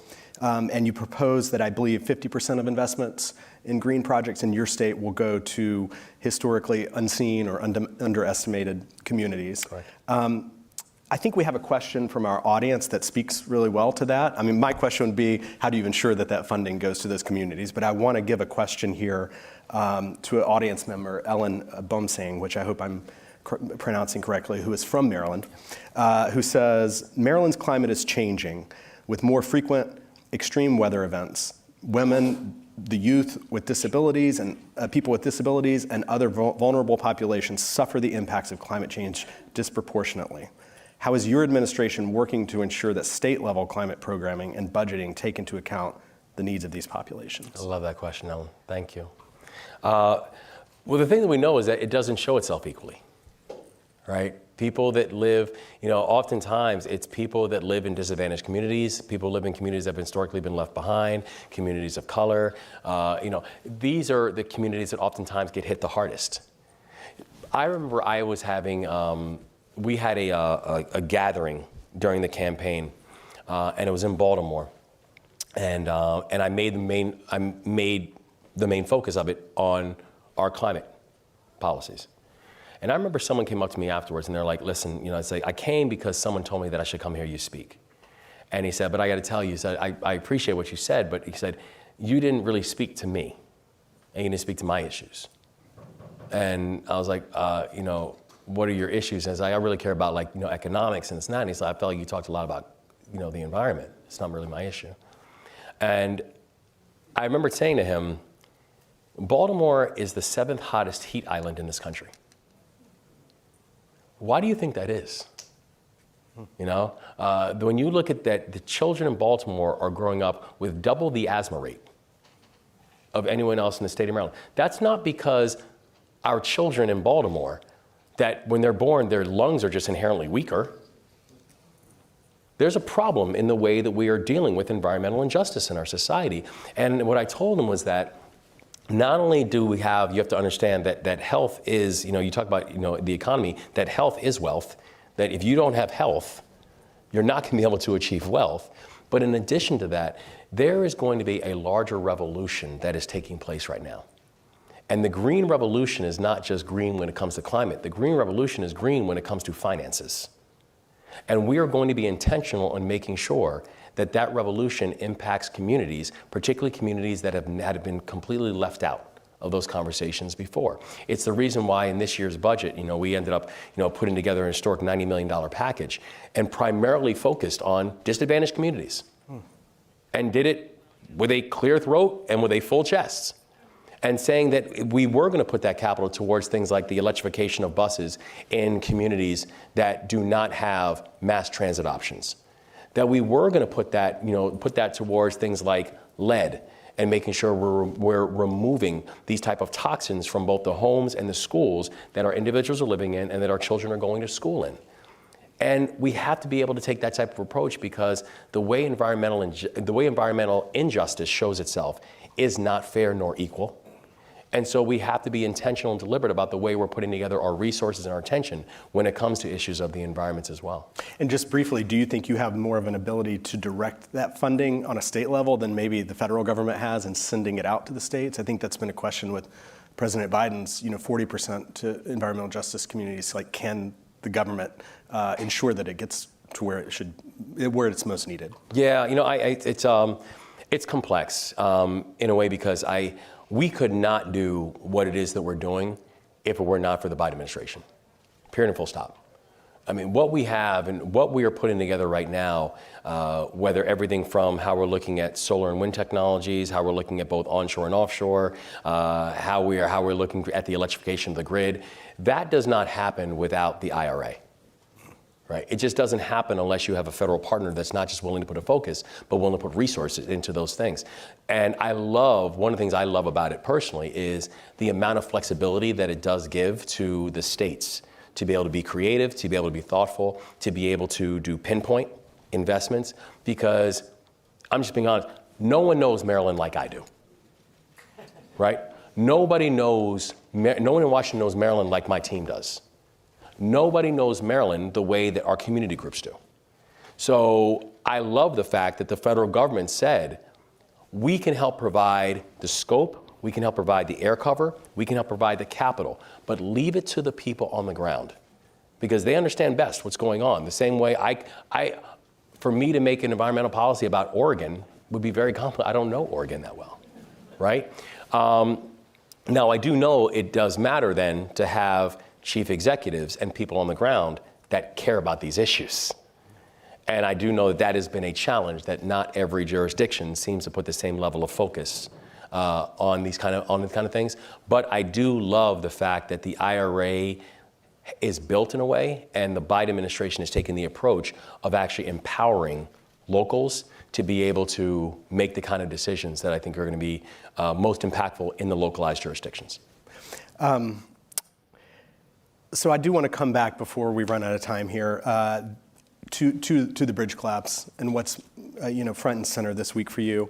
And as your state recovers and tries to rebuild from this economically on the human front and all those angles, is there a model or a historical example that you look toward to inform where the state goes from here? Is there no precedent that you can think of? Like, how do you think about this and what comes next? I think in terms of the way I think the partnership with the federal government can work, a very interesting example for me is actually Minnesota. And if you look in 2007, they had a bridge collapse in Minnesota. It was a bridge over I-35 West. And in that catastrophe, I think they lost 12 lives and immediately cut off commerce and capital. The reason that I look at that as an example is I think about what the response was, where you had a Democratic House and a Democratic Senate turn around quickly and pass legislation and then presented it to the desk of a Republican president who signed it and made it into law. I love the fact that we have a precedent of people putting politics to the side in times of crisis.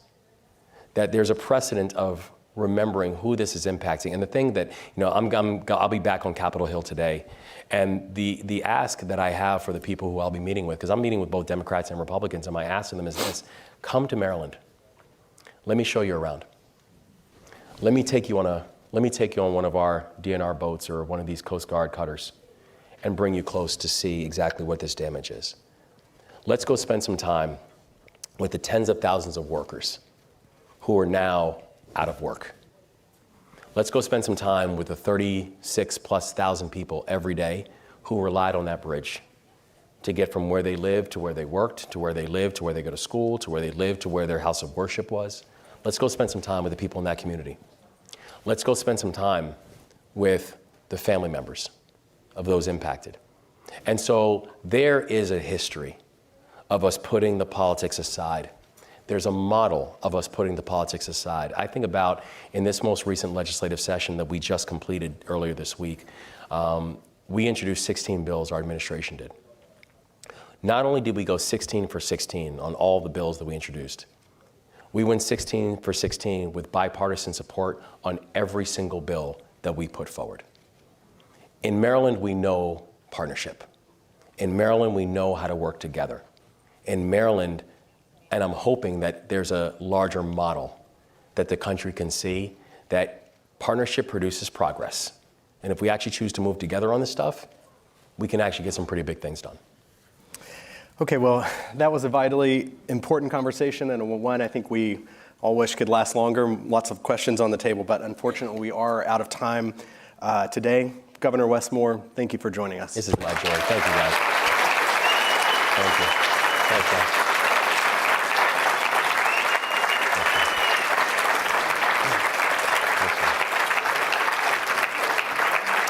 And please stay with us. My colleague Shannon Osaka will be out shortly with a group of entrepreneurs to discuss the role of innovation and technology in the fight against climate change.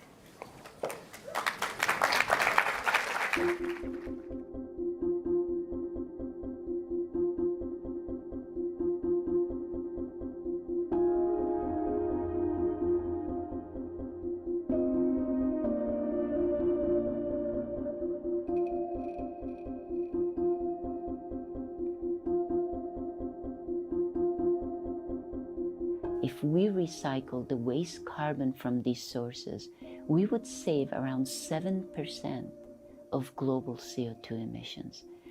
It may seem like science fiction to use carbon again and again, but it's not.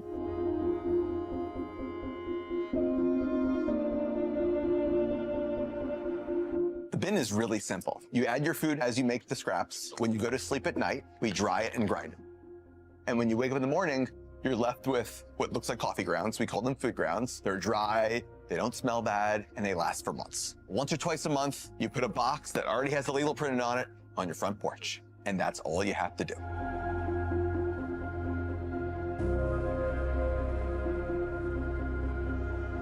It's estimated that between 50 and 70% of the buildings that will exist in 2050 have yet to be built. So that is a huge number. It means that the floor space on Earth will likely double between now and 2050. And that means that there has to be a new way of making cement.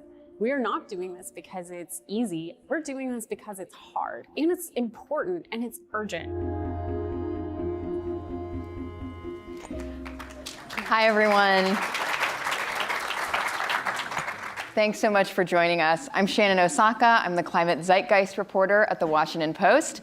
And today I'm so excited to be joined by this panel of innovators and entrepreneurs to explain kind of the moment that we're at in terms of emerging climate technology. So we have Dr. Jennifer Holmgren, the CEO of LanzaTech, Matt Rogers, the co-founder and CEO of Mill, and Dr. Leah Ellis, the co-founder and CEO of Sublime Systems. Welcome. Thank you so much for joining us.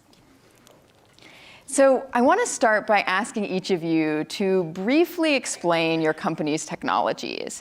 And Jennifer, I want to start with you. You are the author or co-author of 50 US patents. You have more than 30 scientific publications and a PhD in chemistry. So I'm very excited to hear your explanation here. Can you talk about the process of recycling carbon that LanzaTech is doing, and what are some of the uses that are available now?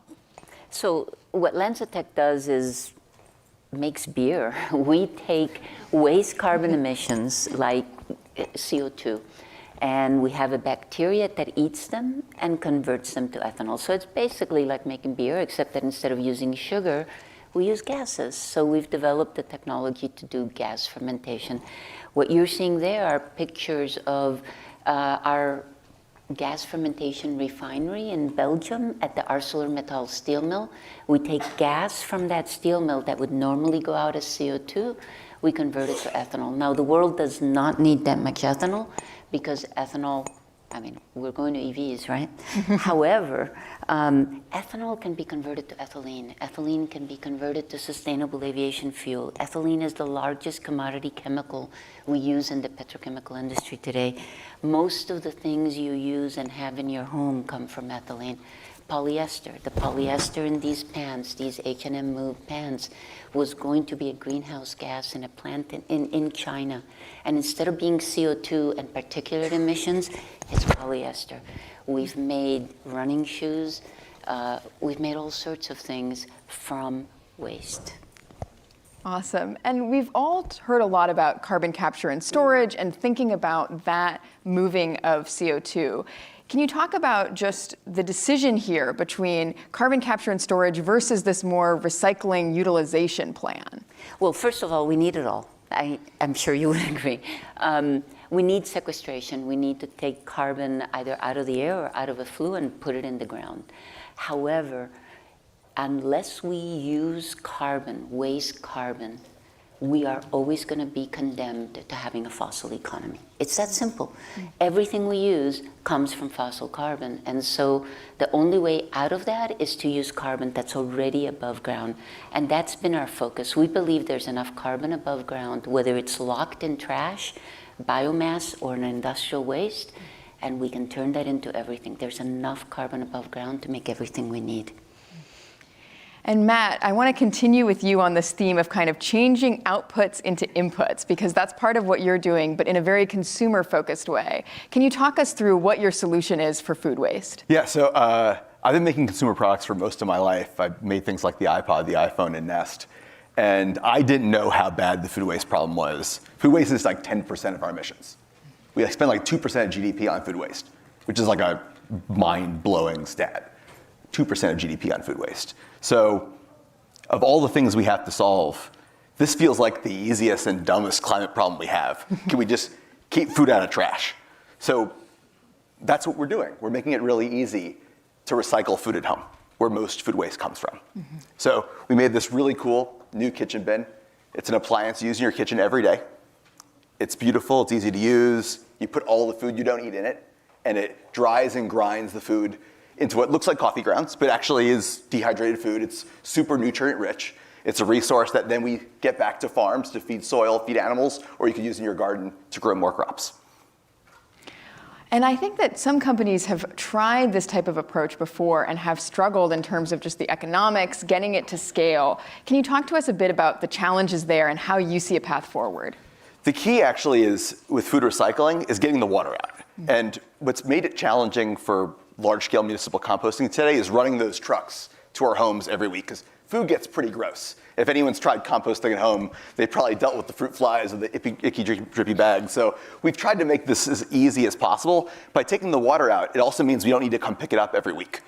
And because this stuff is dry, it takes weeks to fill up. So instead of picking up the trash every week, we're coming maybe once a month to come pick it up. So it's a totally different economic structure. Makes things much cheaper. And also, this stuff is a resource, as opposed to today where we pay money as a society to dump things in landfill. This is a resource that actually is valuable for farmers. Right. And Leah, in previous interviews, you had this very interesting quote, which you said that what Sublime is developing is kind of like the electric vehicle of cement. Talk to us about what that means and build up that analogy. Yeah, so today cement is made in massive fossil-fueled kilns. So very high temperatures, it releases tons of CO2. So for each ton of today's Portland cement results in 1 ton of CO2 emissions. And this adds up to 8% of global CO2 emissions because cement is the biggest man-made industry in the world. We use almost 4 billion tons of cement.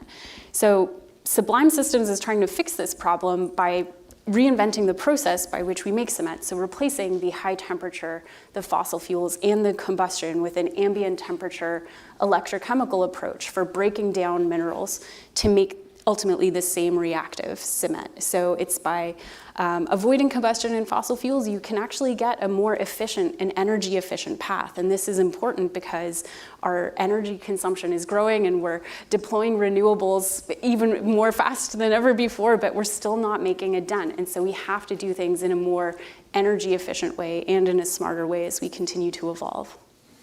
And you talked in the video about just how much building we're going to be doing in the coming 30 years. We're building a whole renewable energy economy. We're also developing. Many countries are developing. I mean, how important is it that we get this green cement to scale, and how fast can we do that? Yeah, there's a window of opportunity here where we have to move really quickly because, of course, we need to get to net zero to mitigate the worst of climate change. But we've also got a growing and urbanizing population, and we have to build homes. I mean, cement, just like fossil fuels, is not something you can go cold turkey on. You can't replace it with other things right away. And so you really have to reinvent the process. And we also have a window of time right now where there will be many greenfield cement plants built in India, in Africa, in the developing world. And also here in the US, our cement making infrastructure has an average age of over 50 years old. So we have to move really quickly to deploy innovations to prevent 50 to 100 years of emissions, because these big capital heavy assets are meant to last a very long time. I want to stay on this topic of scale up for a little bit. And, you know, both Jennifer and Leah, I mean, you have both received funding from DOE. Climate tech is very capital intensive. I mean, that's one of the challenges that we're facing with deployment is all of the capital that we have to put in up front in order to get these results down the line. What is the role of government assistance in this space and those government awards, and what is the balance there between public and private funding? Jennifer, let's start with you. Sure. Yeah, we call it crossing the valley of death, building demos and then building commercial plants. And the first of a kind is by the time you risk adjust it, it's usually too expensive to purchase. And that's why loan guarantees and grants for the government help. What you're referring to, Shannon, is we just got a grant to take CO2 emissions and convert them to ethylene at a petrochemical complex with our partner Technip. It's $200 million, and that's 50% of the cost. So the government helps you by giving you a grant that pays for half of the plant. Then all of a sudden, you're able to either get a loan for the other half or you're able to raise cash for it because the economics get so much better. The problem is we're still focused on IRRs. We're still focused on how you get returns. And a first plant that costs, you know, $500 million, which is what these are, the refineries, right? you know, you need to still compete with others who are building infrastructure, right? And an infrastructure fund needs the IRR to be right. So this partnership between government and private allows you to make the economics to drive the private investment. And Leah, how do you see this journey through the valley of death and coming out on the other side? Yeah, I think to build on what Jennifer just said, like this is so important to have funding from the government for industrial hard tech sectors, because what Jennifer and I are doing is at massive scale. So you may have something that works at pilot scale, like our process for making cement, 250 tons a year. It works continuously. We've been doing it all year. But we have to get to 1 million ton per year if we want to compete on cost and if we also want to have an impact at scale. So I like to say there's the awkward teenage years of innovation where, you know, you're a startup, you're cute, everything you do is wonderful, it's impossible to make mistakes.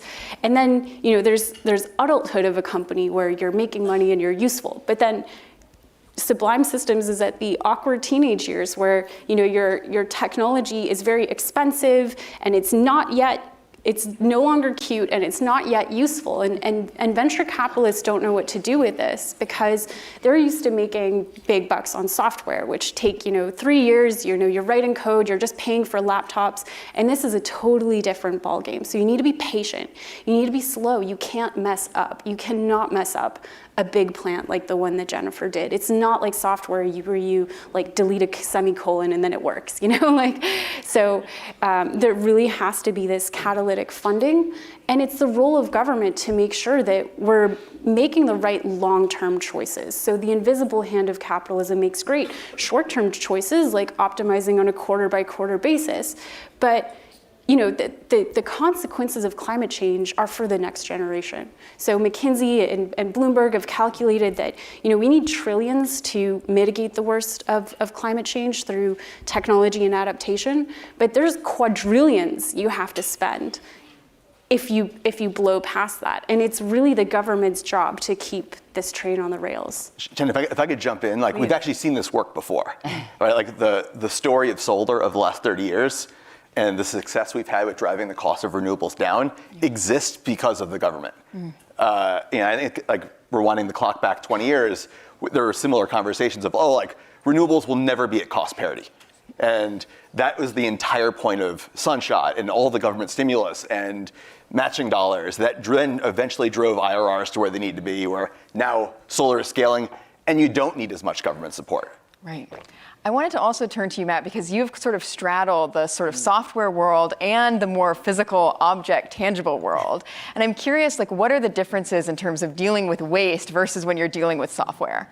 Oh, I mean, like, it's all a human problem. At the end of the day, like, it's really about behavior change. Yeah. And one of the lessons I learned back in my days at Apple and that we took with us to Nest is that actually you could change people's behavior and get people to do the right thing if you make it really easy. And it's one of the things that the technology industry has done really well over the decades. Like, everyone's addicted to their smartphones, unfortunately. But what if we could use that technology and design for good? And that's what we did at Nest. We made a really addictive product. You would turn the dial and look for the green leaf, and people would save energy. And I think, you know, I've been at Nest many years now, but probably at the point now it's at 150 billion kilowatt hours saved. That's like planetary scale energy savings, like enough to power the grid for the entire planet for a week. Amazing. Yep, not too bad for a thermostat. Yeah. And like similarly, could we use that technology and design and behavior change for waste? Yeah. Right, today, the easiest thing to do in your kitchen is put that food waste down the sink or in the trash. And if we can make it easy, addictive, fun to do the right thing, people will actually do it. How are you thinking about the addictive part? Because when I think about putting trash in the trash can, I don't necessarily think of that as an addictive process. Oh, you got to make it fun and engaging. And one of the things I took from my days at Google is this thing called the toothbrush test. Like, great products that are kind of at the top of mind are things you use at least as much as a toothbrush, you know, twice a day at least. Everyone uses toothbrushes twice a day, right? So what we're seeing with our mill bins at home is that people are stepping on the pedal and opening up just to look and see what's happening inside. It feels like magic. You know, like all those, you know, like in my house, like stews and things that we're putting in, you come in, you're looking at it the next morning and like, it turned into coffee grounds. How is this possible? And like that triggers something in our minds where we then want to tell our family, tell our friends to get everyone involved. I'm curious for each of you, what do you see as the biggest non-technological hurdle in your work? You're all, very smart scientists, et cetera, but what is it? Is it consumer adoption? Is it all of the infrastructural hurdles? What do you see as the main problem? Well, from my perspective, to be honest, we all like to say no. There is power in no. And when you're doing something new, it seems that everybody wants to tell you what is wrong with it. It's not the perfect solution. It's not the unicorn flying through the sky. And so they'll tell you everything that's wrong. And nobody ever sits down and says, well, the problem is that what we're doing right now is wrong. What they want to tell you is what's wrong with your solution. And that prevents progress. That prevents movement in government, right? Government is looking for safety nets, fall in love with an idea like hydrogen, but what about all the singles that get you to that home run? And because everybody's looking at the bad things, we focus on the long-term things, the magical solution, and so we make no progress on the things that take effort and time. And so really, we have to say yes, okay, this isn't the perfect solution, but then again, our alternative is using fossil carbon for the rest of our time on Earth. And so we have to get to the power of yes, not the power of no. We have to prevent the no's.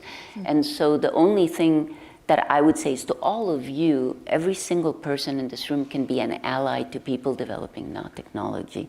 When you're developing new technology, we need the allies who will help you say yes, who will help you get to the yes.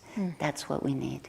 Overcoming that status quo bias that we are all afflicted by. Yeah, similarly, I think like changing incumbent industries that have been around for 200 years is challenging. And in our space, waste is a local issue. So like there's action at the federal government to move things forward, but actually like waste is a city by city, town by town issue. And like that is that's a long journey to then go, and change every town and every city's municipal infrastructure, and then do that across the globe. But that's what we have to do. I mean, there are just not a lot of 10% climate problems out there. So, I mean, it's worth putting the time and effort to do it. Yeah. And Leah, what about for you? Yeah, I mean, of course, time and money are the obvious hurdles. I'd say that it's difficult to compete on cost on day one when you are competing with industries that have had 200 years of optimization. And so it goes back to this awkward teenage point. I think you really need a village to get through that point, and you need people to say, I want this when it's ready, and people to sign up for it. Otherwise, the venture capitalists and, they need to see that there is a future for this, that people care. And sometimes it's not even so much putting your money down as saying, I want this. And I imagine a lot of people here own concrete or build homes or do renovations, and you would be surprised like how much it matters when you just ask the question, like, is there a low carbon way of doing this? Because that gets heard and those voices get amplified. And I think everybody here owns cement, whether they think they do or not. So public procurement in the US is responsible for 60% of cement consumption. So if the public sector and the public doesn't realize that this is important, realize that this is a huge lever, 8% of global CO2 emissions, and cement is one of the cheapest materials out there. It's $150 a ton, approximately 1 ton of CO2 per ton of cement. So just think of the impact in terms of dollars per ton of CO2 emissions. So, just ask. I think everybody should know cement is, one of those things that's so invisible, and I think making it visible is part of my challenge because nobody thinks about cement. There's been no cement innovation. It's, my background is in lithium-ion batteries. Everybody knows that because they've experienced that innovation over the past 20 years. So part of the challenge is bringing the invisible and making it visible. Like, CO2 is invisible, and so we can't see it. But, Jennifer just made a pair of pants out of CO2. Like, that's amazing. It's not sexy, but a lot of the work we have to do on climate change is these kind of overlooked and unsexy things. Right. And there's not a lot of glory in trash or cement, but we have to do this work. It's really important. I don't know, people call this unsexy, but I think it is It is. really freaking We're all cool. sexy on this stage. Yeah. Okay, there you go. But actually, you know, that visibility is important, and this is actually why we use products, right? Everybody knows that fossils are used for making power and for making chemicals and fuels. Nobody knows that all of the materials we use are coming from fossil carbon, and so raising visibility to where does my stuff come from? We call this carbon smart consumer who knows where the carbon in their product comes from and asks. Yeah. And now you're getting into part of my job, which is how to make these unsexy things more interesting, more narratively compelling. One of the things we're sort of dancing around is the question of the green premium and how sustainable technologies are costing more, whether it's in the form of cement, maybe whether it's in the form of, you know, your home wastebasket. I mean, can you talk about how we can get over that hurdle, get through that awkward teenage stage, and to the point where those premiums are lower? Yeah, it's all about achieving scale. So like, you got to start somewhere, and my experience has always been you always can start premium, and it's hard to go up. It's easy to go down. So finding the tastemakers for your industry, and in our case, the folks who are willing to pay a little bit extra to have a better experience in their kitchen, to not have fruit flies in their kitchen and not to take out the trash every day. Like, there are people out there that'll do that and then get the flywheel spinning so that we can get to where we are now with EVs and solar. Again, like, I was an early adopter of EVs years ago, and buying a Tesla Roadster for $125,000 felt crazy at the time, but now you can get an EV for $30,000. And at the time, we thought that would be impossible. But with those early tastemakers and early adopters, with government subsidies, you eventually start getting the flywheel going at the scale.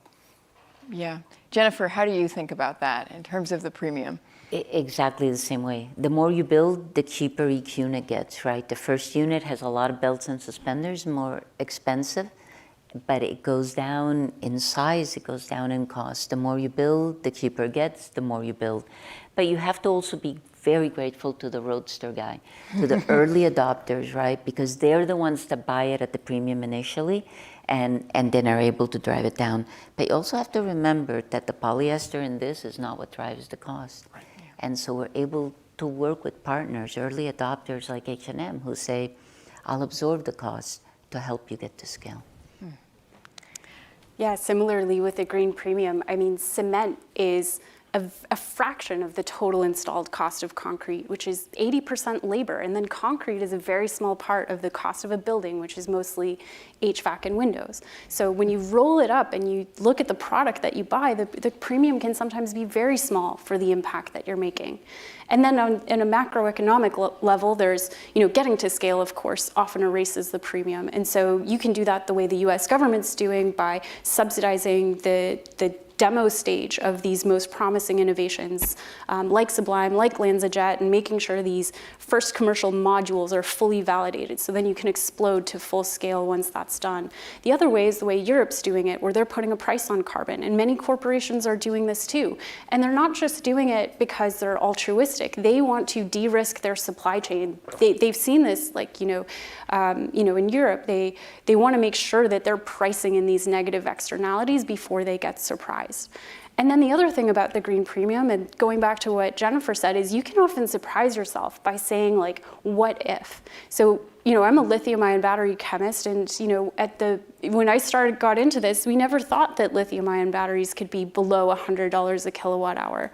And I don't think that was driven down by subsidies. That was just Elon being like, bring this back cheaper, like make it, squeezing it down and asking people for the impossible. I think oftentimes there is a way when you set yourself an unrealistic goal and then just push, because it's urgent and important, you will find a way. Thank you. And this has been a wonderful conversation. Jennifer, Matt, Leah, thank you all so much for joining us.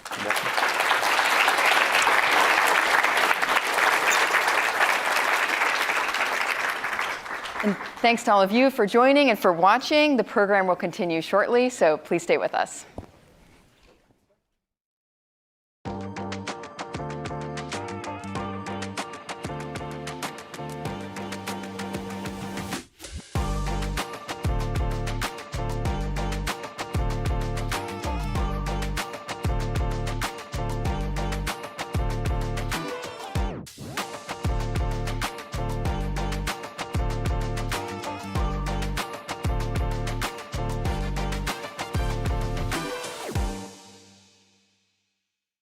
Everybody. I'm Tori Clark, new head of public affairs for 3M, and I'm thrilled to be here. I hate following panels like that because they were so smart and it was so interesting, and we're back in the green room coming up with 50 other questions. But I've got a pop quiz for you all. How many of you attend 10, 15 conferences in a year? Hands up. Used to. Smart man. And you look at the agenda and you come in and you're going, okay, that speaker looks interesting. I'm really interested in that. Maybe not that one as much. Maybe that's when I'll go get coffee. And then you see what I call the excess speaker. I'm an excess speaker. I promise to keep my excess very, very short. But, and I'll tell you why I'm at 3M and my ask of you today. So I've had a lot of jobs. But many years ago, I wanted to be a vet. Loved animals. My father's a doctor. It made sense. I go off to college and I took organic chemistry. How many in this room? Somebody laughs. Who's taken organic chemistry? How many people? I got a C-. It's like, yeah, well, so I go off and do other things. A lot of jobs, public sector, private sector. Late last year, I get a call from this company, 3M. And I went, I like Post-it notes, right? Which is, promise you, it is all I knew about 3M. Started to learn some things, and I thought, okay, like the people, like the products, like how they're trying to change the company. So I signed up, and about 2 weeks in, I went, holy cow. I said, this is about a lot more than Post-it notes. It's about material science. And my chemistry background is not going to help me here. So I'm drinking from the fire hose. I'm learning a lot. I know just enough to be dangerous. So I know we've got some phenomenal, brilliant people working hard on so many different products. I know we're making really, really good progress on areas that everybody in this room cares about in terms of how we operate as a company: carbon, water, plastics. I know we make some fantastic products that are making the world a better place. Just a few. And again, I'm learning a lot. Don't hold me to the details. But we make these films that go into greenhouses, and they reduce the energy costs of the greenhouses and increase the yield. Great stuff. We make technologies that make EV batteries safer and lasting longer. Also a good thing. My personal favorite might be what got me over the hump, made me go work for 3M, cushion lock. There's some outside there for you. It's free. Just say no to bubbles, people. I have 3 kids. I got 13, 14 nieces and nephews, and I ship and pack a lot, and there will never be bubbles in my house again. And I encourage you to take a look. Now, here's the ask before I bring out 2 very, very smart people to tell you what's really going on. I'm learning a lot. And every week I go, wow, I didn't know that about 3M. We're making progress. We've got a long, long way to go. But today, tomorrow, in the weeks, months ahead, reach out to us, learn more about us. I think you'll be surprised and pleasantly surprised. So let me bring out 2 brilliant people. Kathleen Koch, iconic award-winning journalist who I've known for so long, I won't tell you because we would embarrass ourselves. And I have to say we got to know each other when we were 5. And Gail Schuler, who is one of my colleagues at 3M, she is brilliant. She is our Chief Sustainability Officer. She is one of the reasons, she is the primary reason that 3M has made so much progress. And until you've spent a lot of time deep in the weeds with engineers and scientists, 3M hires, was it 40, 50 PhDs a year? I think that's about the number, a year. Until you have sat in a room and been on the receiving end of their brilliant minds, you don't know how hard it is to really move things forward. And we've made the progress we've made because of Gail. So I'm going to turn it over to the smart people, clean up anything that I screwed up, and thank you very much. Thanks, everybody.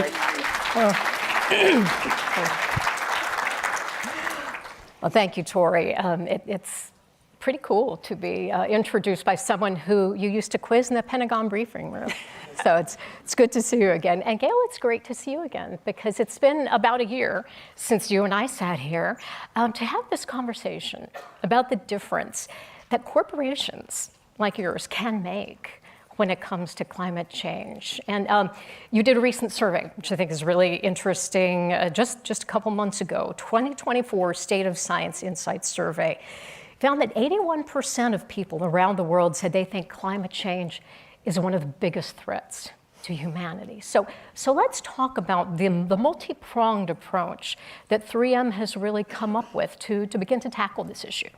Yeah, thanks, and thanks, Tori, for the comments. There are actually 85,000 people around the world who contributed to 3M's results. And another piece of that data from that survey was that 85% of the people responding from all around the world told us that they thought science was key to making a difference to addressing climate change. So as a science-based company, which Tori nicely pointed out, we're really focused around science and everything we do in sustainability, whether it's science for circular, science for climate, or science for communities and what we're doing. There's so many things that can be done. That's why we focus our portfolio. We do things on our own footprint, we do things with our portfolio, and we use our technology platforms that are based on science to really make a difference, whether it's those greenhouse gas or those greenhouse films that Tori mentioned, that they started as things that you're probably all carrying right now in cell phones and monitors to make those energy efficient, the way they manage light. That same light technology is now used in different films that help improve the energy efficiency of greenhouses by dividing the light so that there's one spectrum of light that's helping the plants grow better and another segment of light that's helping drive solar energy to run them in the off time when the solar's not working. It's also the same similar baseline technology to what we use to make the world's first self-powered communications headphones. So yes, it can be solar outside, but even ambient light in the room can be used. So this is for our safety products that help workers all around the world. Just one example. So science in so many different ways. I think that's the key, and we've heard great things so far this morning. I love Michael Cohen's talk of S-curves, and there's a lot that can be done with science, and there's a lot of progress already being made. It's a matter of adopting and maybe talking with your neighbors about solar panels. Well, let's dig into some details. When you look at these amazing solutions that you're coming up with, which ones do you think that 3M has created could have the greatest impact if you were able to really apply them around the world? Yeah, John Podesta told us this morning that the largest piece of the United States greenhouse gas emission is the transportation industry. Closely linked to that is the electric grid. Both of these are really important areas for 3M to be contributing more, whether it's about modernizing the electric grid. Worldwide, that's usually what people point to first, is the electric grid, especially as we electrify transportation. We see that we have solutions that help make it smarter using data science and artificial intelligence to detect signals and predict failure before it happens, ways to make them more resilient against various types of climate and weather issues, and ways to help build renewable energy on the grid. So grid and electrification of the transportation industry. We heard a lot about that today.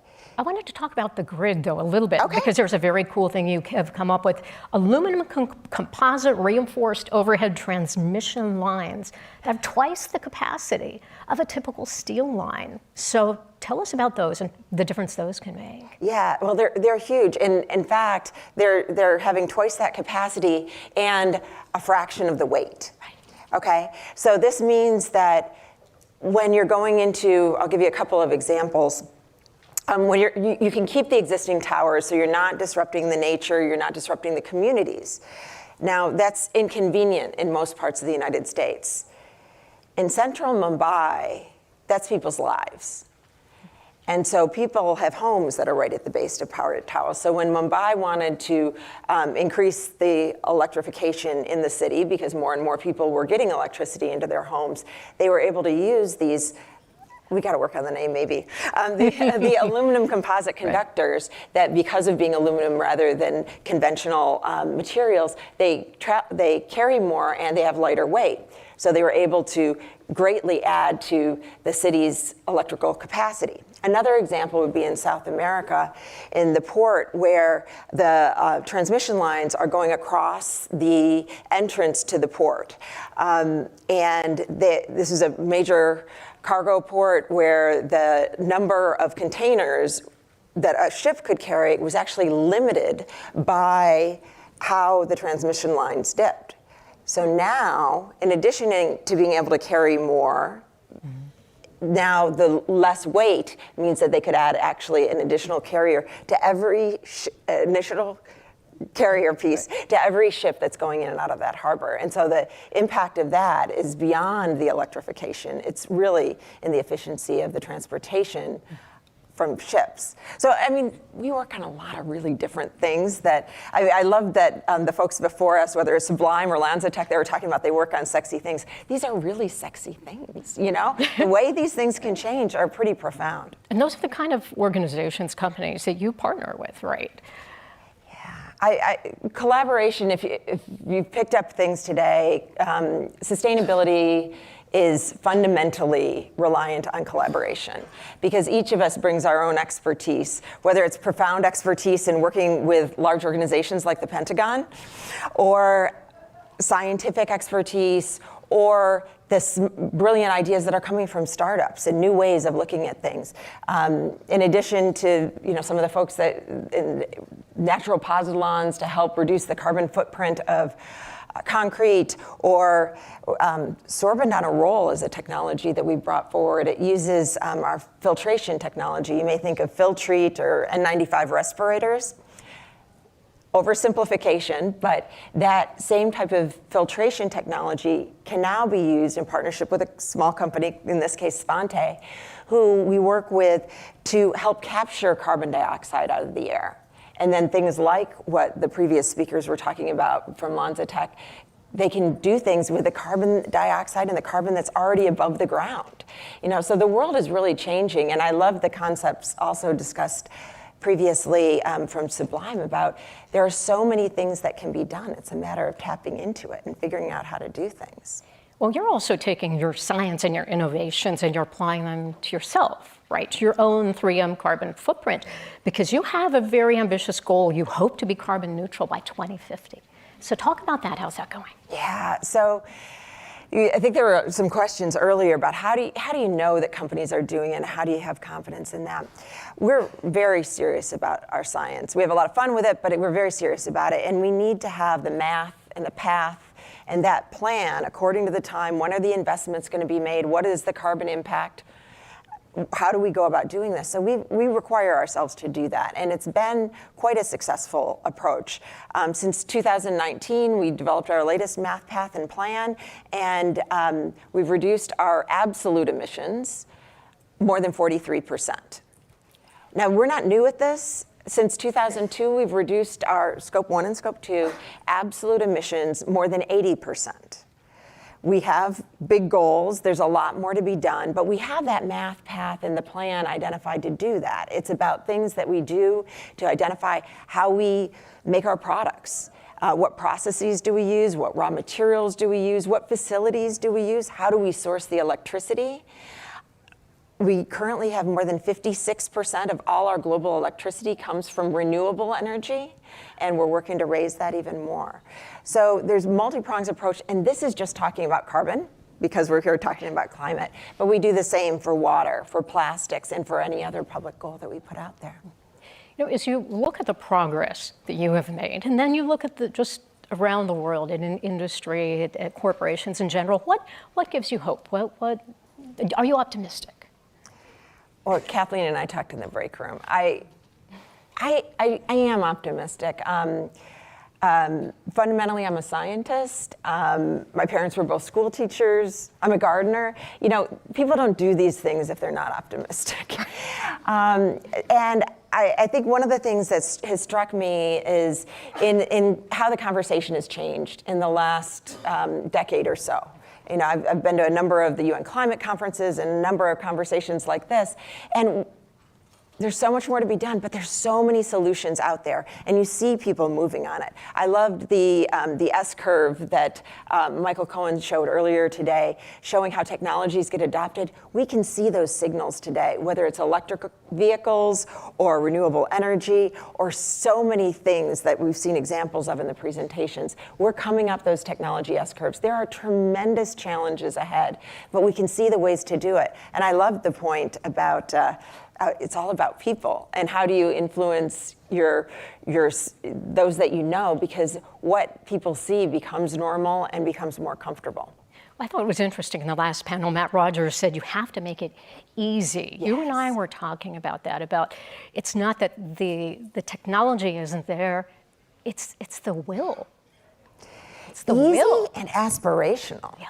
I think he was also talking about the Tesla Roadster. I mean, that became an aspirational vehicle, and then the Model S, and then others from there, to the point where now we're much more affordable. And every car maker, I think, around the world has some sort of offering in this space. And I don't know how that would have been done if you didn't make it easy and aspirational. So I think those are the keys, and I think we're getting there. I really see so many examples. So what do you think, as we leave here today, those making the change, like those at 3M, but people in the audience and our viewers at home, what do we need to remain focused on to reach the target that we need to? Yeah, I mean, I think we need to, so much of what we know is available to us. So I think we need to act with urgency. We need to base it on sound science. Need to understand what the trade-offs are. We need to collaborate together. And I think the thing that has maybe been missing in the last several years in some of the conversation is really about bringing people along. We talked about environmental justice. How do we make sure everyone's coming forward, and how do we win the hearts and minds of people to really want to make this change? So I think there's a lot that we can be done, and I'd ask you to join us. Gail Schuler, Senior Vice President and Chief Sustainability Officer at 3M, thank you so much for the fascinating conversation. Thank you. Thank you. And if you would like to share your thoughts on this, feel free to tweet #PostLive. Now please stay put. Our friends at the Washington Post will be right back.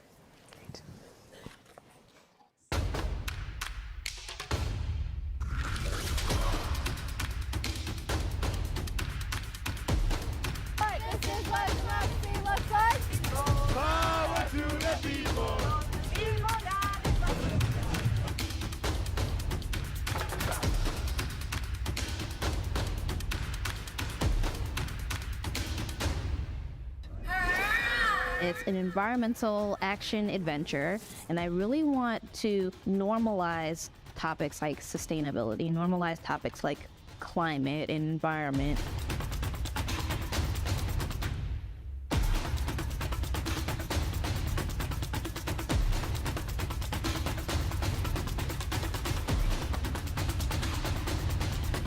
As someone who is a part of Gen Z, I can say that we are tired of feeling like our future is at risk. So I think that's one thing that we're constantly why we're showing up in these spaces, but also, we're finding our voices, we're finding power within each other, and it's so cool to be able to see young people come together and, talk about something that's important to them.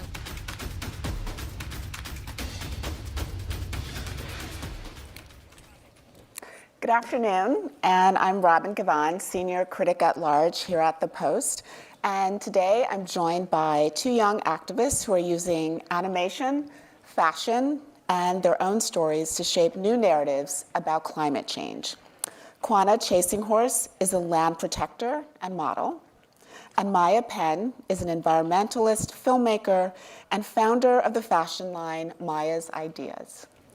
Thank you so much for being here.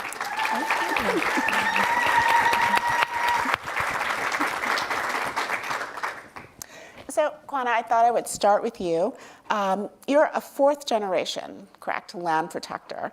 And I'm hoping that you can, first of all, just sort of define what land protector means and perhaps how it differs from being an environmentalist and how that shapes your approach to climate change. Yeah, I feel like that's a really great way to start this conversation, because I feel like a lot of people are like, what's the difference between an activist and a land protector? And it's a little bit more complicated than a lot of people think, but it really waters down to the fact that a lot of indigenous people contribute the least to a lot of these climate catastrophes, yet we are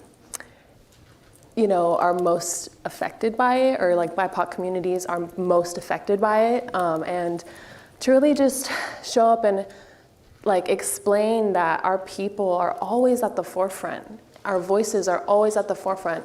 There's so many, I would say, not just protests, But Standing Rock, for instance, like there were so many land protectors there showing up, doing the work, putting their lives at risk for this work to defend our land and our ways of life, and to really show the world that like what's happening in our communities is like detrimental, not just to us, but to everyone else. What happens in our communities will affect everyone else in their communities.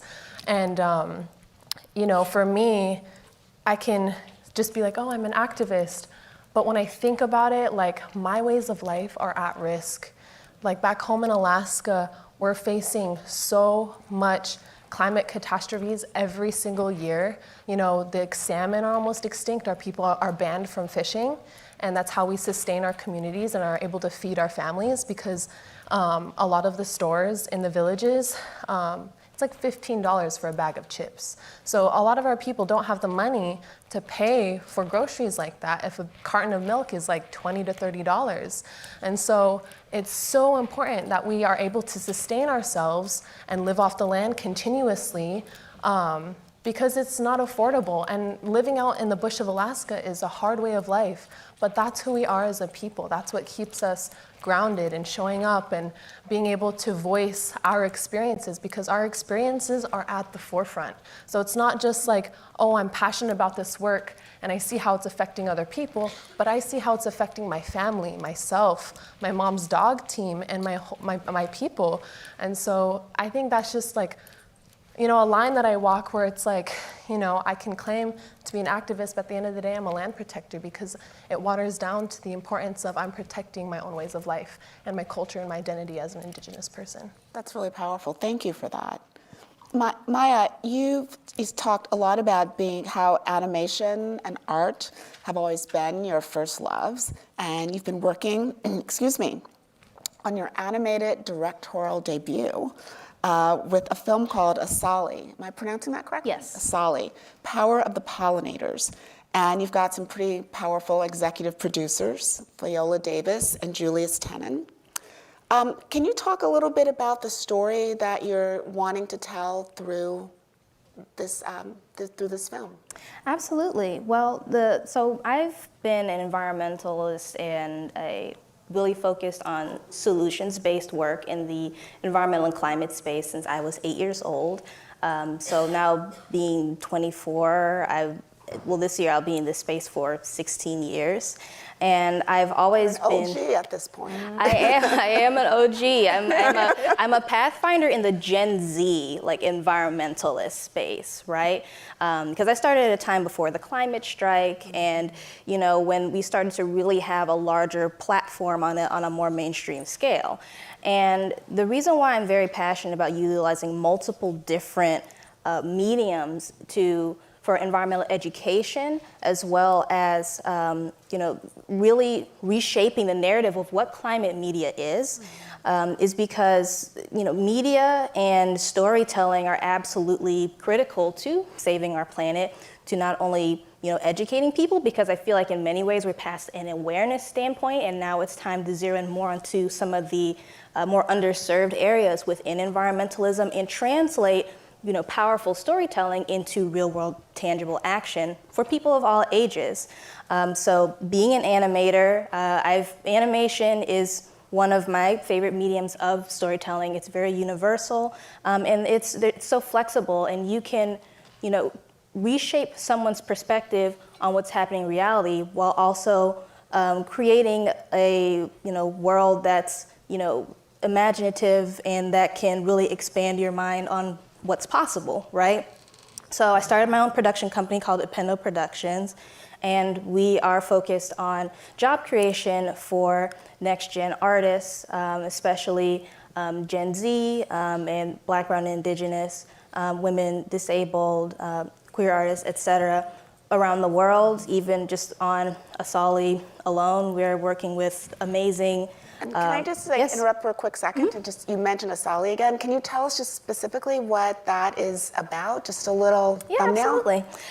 So Asali is an environmental action adventure. It is focused on, there she is. Asali is an environmental action adventure. It is centered around it's centered around some of our most crucial creatures for our planet, pollinators. not only bees, but a variety of pollinators. And they're so intrinsically linked to human life. Without them, we would really have a complete agricultural and ecological collapse. Pollinators has always been something I've been really passionate about. I actually created this story. I showed it during my TED Women Talk, one of my 3 TED Talks that I gave when I was 13 years old. It was a concept at the time. That talk went viral worldwide, was translated into over 100 different languages. And to this day, people ask me, when are you making more Asali? I showed this to my students and they thought it was awesome and they want to see more, right? And this is like a 30-second long animation I made when I was 12. And so now it's coming to life. Showcasing the connection not only between pollinators, humans, there's an environmental scientist character in here voiced by Monique Coleman. There's a forest guardian voiced by Whoopi Goldberg, a number of various, kind of showing the interconnectedness. I'm curious, you mentioned that you started when you were 8 years old. Was there a sort of a precipitating event that made you really wake up to the climate crisis? Was it something that was always a conversation in your family? What sparks an 8-year-old, not just to think about it, but to actually want to take action? Well, I, really come by it, honestly, I grew up in a very eco-conscious household. And, both my mom and my dad have always, had a connection with the environment. So my mom was the first, person we started an organic garden together because that's something that she did, with her mom when, she was at the time 8 around my age and, getting me really communing with nature. And then my dad, when he was a teenager, he was creating solar energy projects for science fairs and getting awards from NASA for them. And, we've really felt the impact of environmental issues and environmental disaster. When my mom was around my age, she actually experienced Hurricane Hugo and experienced, homelessness as a result of living through that hurricane, coming outside and seeing your neighbor's house looks like a dollhouse because the whole front is ripped off, So it's really rooted in your family and kind of in your DNA. Absolutely, yes. Kwana, you've been to DC before, you've lobbied on Capitol Hill to preserve the Arctic National Wildlife Refuge. I know that you've done work protesting the Willow Project. Can you talk a little bit about how much of climate solution is up to governments and how much do you think is really up to individuals to simply say no to certain ways that they've become accustomed to that are damaging to the environment? Yeah, I feel like a lot of people from Alaska, even people from outside of Alaska that I've been seeing, what's been unfolding in Alaska.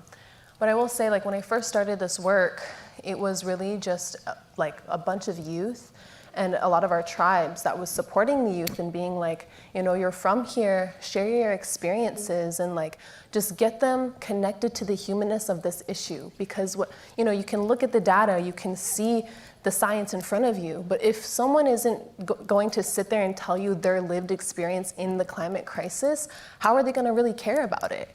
And so, a lot of the lobbying and a lot of the work that we've done has just been, getting people to realize that this work is rehumanizing us as Indigenous people and BIPOC people in our communities that really face these, catastrophes, like your family, that lived experience, that's telling in itself.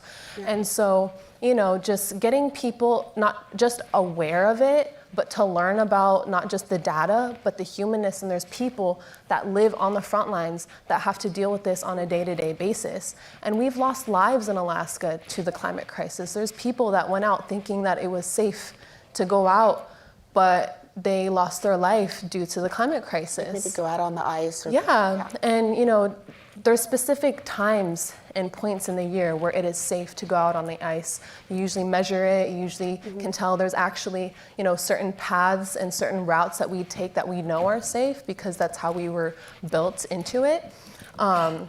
but they're not safe anymore.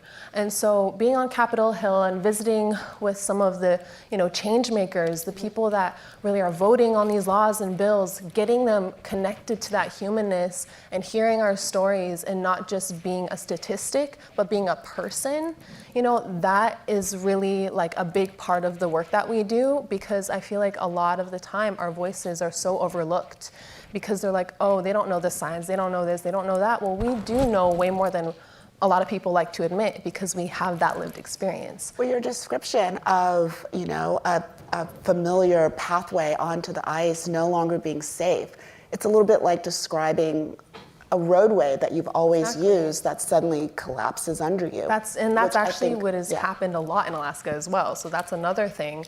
And with the Willow Project, that was honestly really scary for us because we weren't sure how that was going to unfold. There's a lot of people that were on the fence. There's a lot of people that were like, the economy, this and that. But it's, again, like, at the end of the day, if you really see the effects that these projects are going to have in long term, it's honestly going to be way more detrimental to our ecosystem and our economy as a whole, because then there's going to be nothing left.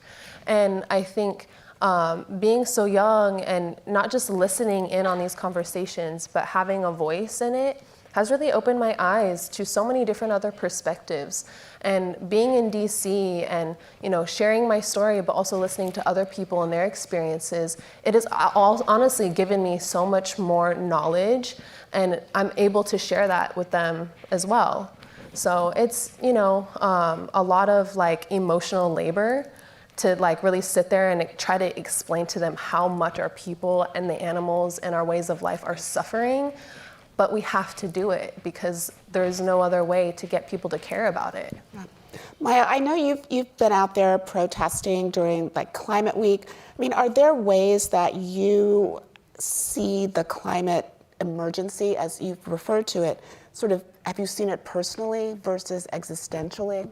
I really love that question because I think that one of the most crucial things about this movement in this space is to make it personal. When people ask me, Maya, what advice do you have for me? I feel so helpless with all of the, environmental issues and climate change and everything that's happening. What can I do? And my first piece of advice is always to make it personal. It doesn't matter who you are, what your background is, where you're from, what industry you're in. There is a very good chance that climate connects to it in some way. Climate is the multiplier, right? It is the umbrella for everything that we care about as human beings. Any cause that we care about or industry that we're working in on this earth is impacted or will be impacted by climate change in some degree. And so I definitely agree with your point. For me, I'm using my work as someone who's certified in circular economies and sustainable strategies, also as an entrepreneur with sustainable fashion, with filmmaking, with animation, with my books that are being used in curriculum in schools from Cincinnati to India. And so it's really important to think about where you already are, take that as your stepping stone to start and connect it. Look for those overlaps and those intersections between, who you are, what you care about, what your work is, and climate, because there already is one that exists. Yep. And everyone has, a voice in this space. And it's really about taking the initiative to just take control of how you want your voice to be heard and how you want to show up, right? And I think too, again, like just an example of making it personal. I'm someone who does a lot of work also in women and girls' rights. And that's something that's been incredibly crucial to me with my nonprofit organization, Maya's Ideas for the Planet. And we've done a lot of work since 2011, 2012 in period poverty in the US and Haiti, and Senegal, Cameroon, et cetera, and a number of other work around getting more women and girls into non-traditional fields within environment and climate. And initially, most people might feel like that's somewhat disconnected, but the UN, per the UNDP, women and children are 14 times more likely to die in an environmental disaster. And numerous studies have also shown the impact that girls and women having access to education, funding, and resources creates more climate resiliency for entire communities, right? So everybody wins.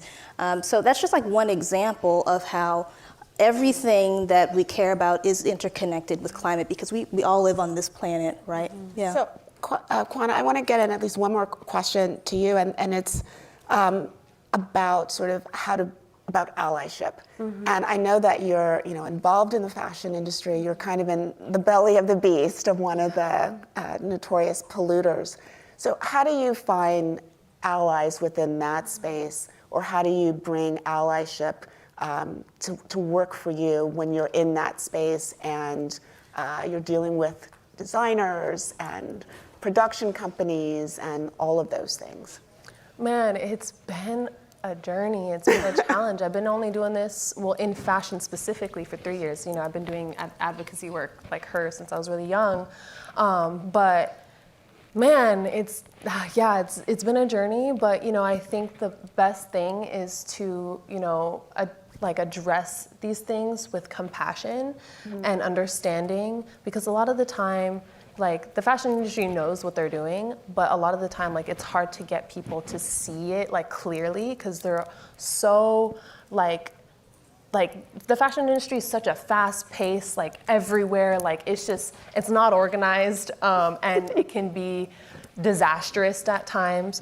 But I've been very fortunate to work with really influential people in the fashion industry, because before... Do you find that they will listen to what you have to say about where they may be going wrong? Yeah, and I think the best way that I was able to kind of enter the fashion space was to hold on tight to my advocacy work and not let up and to not compromise. If you want to work with me, you compromise for me, I don't compromise for you. These are what I stand for. These are the things that I'm working on. These are the things that I will not, work with you on because of your, sustainability practices to, social issues and whatnot. But it's been definitely, I've had conversations that were really awkward. I've had conversations that were really tough and really just not very focused, because every time that you try to have these conversations, they want to redirect it to something, because they don't want to be so focused on the negative. That's always the things. They're always trying to be oh, this is so negative.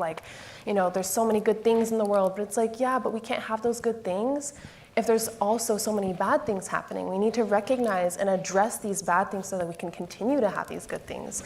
And it's also like that in the outdoor industry. I'm also in the outdoor industry. I'm a snowboarder. I was just hanging out with Burton, and they're athletes, and a lot of them are trying to get into advocacy space because they're realizing, oh, our seasons are getting shorter. We're not getting enough snow. And I'm just okay, well, if that's what you care about, I can help you on that journey. And so it's really just finding a like minds, making sure that they understand who you are, where you come from, and don't let up, because if you let up, it'll just show that they can take advantage of you and your voice and your work. Because activists like us, I think we were just talking about this back there, we have shown up 10 toes down, fully trying to make the fashion space, accessible to everyone, including activists. And that's how we create change, is by sitting at the table, having those conversations, whether it be harder or awkward, you have to talk about them. Yeah. Well, I have the hard news to say that we are out of time, I'm afraid. But I appreciate all that you both said so much. Thank you all for listening, and stay with us. My colleague Bina will be back shortly with a conversation with Rockefeller Foundation President Ross Shaw about what a greener century could look like.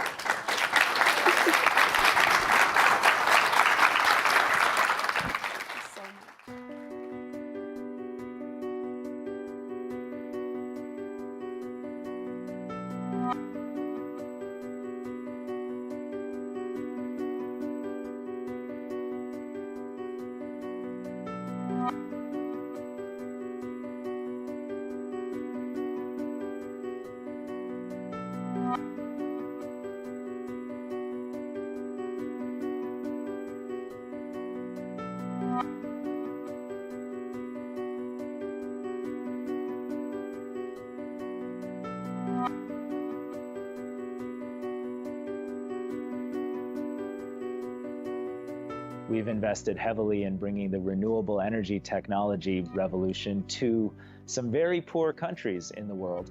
And people don't think that these countries are huge emitters now because they don't consume a lot of energy and they have relatively small economies. But by 2050, they will account for 75% of global emissions. And if we don't prevent those emissions, there's no way we will save our climate and our planet.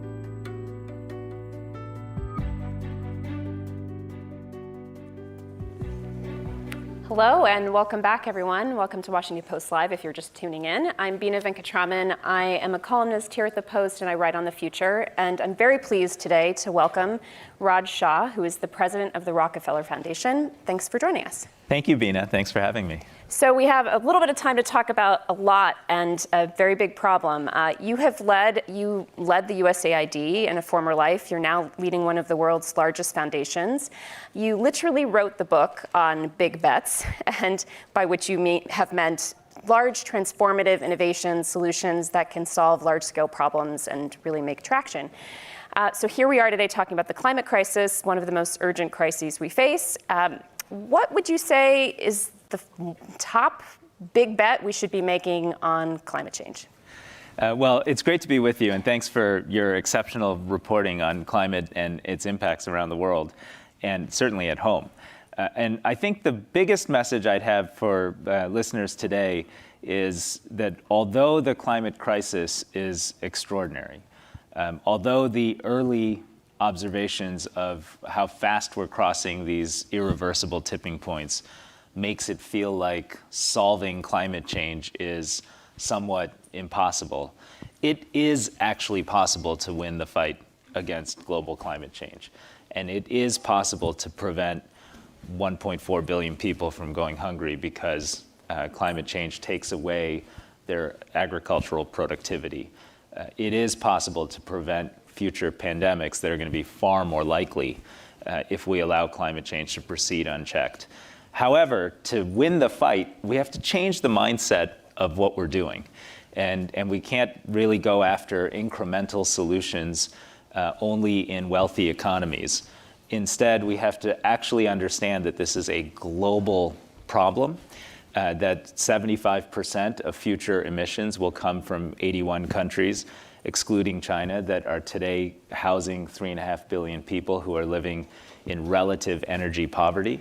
And if they power their future and their prosperity with diesel and coal, which is what's happening today, no matter what we do in wealthy economies, the world will not succeed in the fight against climate change. So our big bet is to build an alliance that can finance the rollout of new renewable technology for energy production and energy infrastructure throughout the developing and emerging world, and to do that with a long time horizon and a sense of absolute commitment. How do we get there with respect to climate financing? Because we know that the oil industry is still reaping trillions in profits, that coal is still on an upward trajectory in China and elsewhere in Asia. Climate finance sounds like a great bet. How do we make it commensurate with the kind of investment that can be put back into the fossil fuel infrastructure we have? Well, that's a great question because, we live in an economy that's a global economy north of $100 trillion.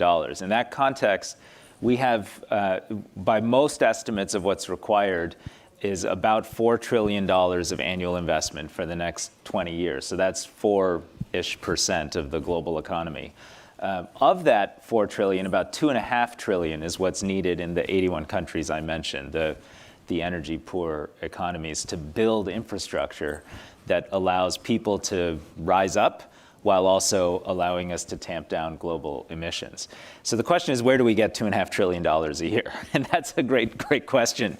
Next week, world leaders, the heads of the multilateral banks will all come together and debate whether we should continue business as usual with a Bretton Woods post-World War II financial architecture that was built to rebuild Western Europe and frankly has only been reformed incrementally since then, or whether we should fundamentally rethink that infrastructure so we can get hundreds of billions of dollars of additional investment out of the multilateral institutions we already have. The Rockefeller Foundation has partnered with the Prime Minister of Barbados, Mia Mottley, and many, many other global world leaders, William Ruto from Kenya and elsewhere, to propose a set of reforms we think can generate hundreds of billions of dollars of additional concessional capital.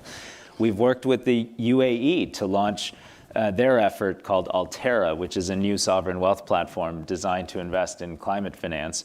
UAE, like many other Middle Eastern countries, have benefited from windfall profits in oil and gas, and they should be plowing a lot more of that capital into concessional capital that can finance the infrastructure needs of the developing world. From a global political standpoint, coming out of Dubai and COP28, it seems at least that there's now consensus, or there's an agreement that came out of that we need to transition away from fossil fuels, which was at least some measure of progress.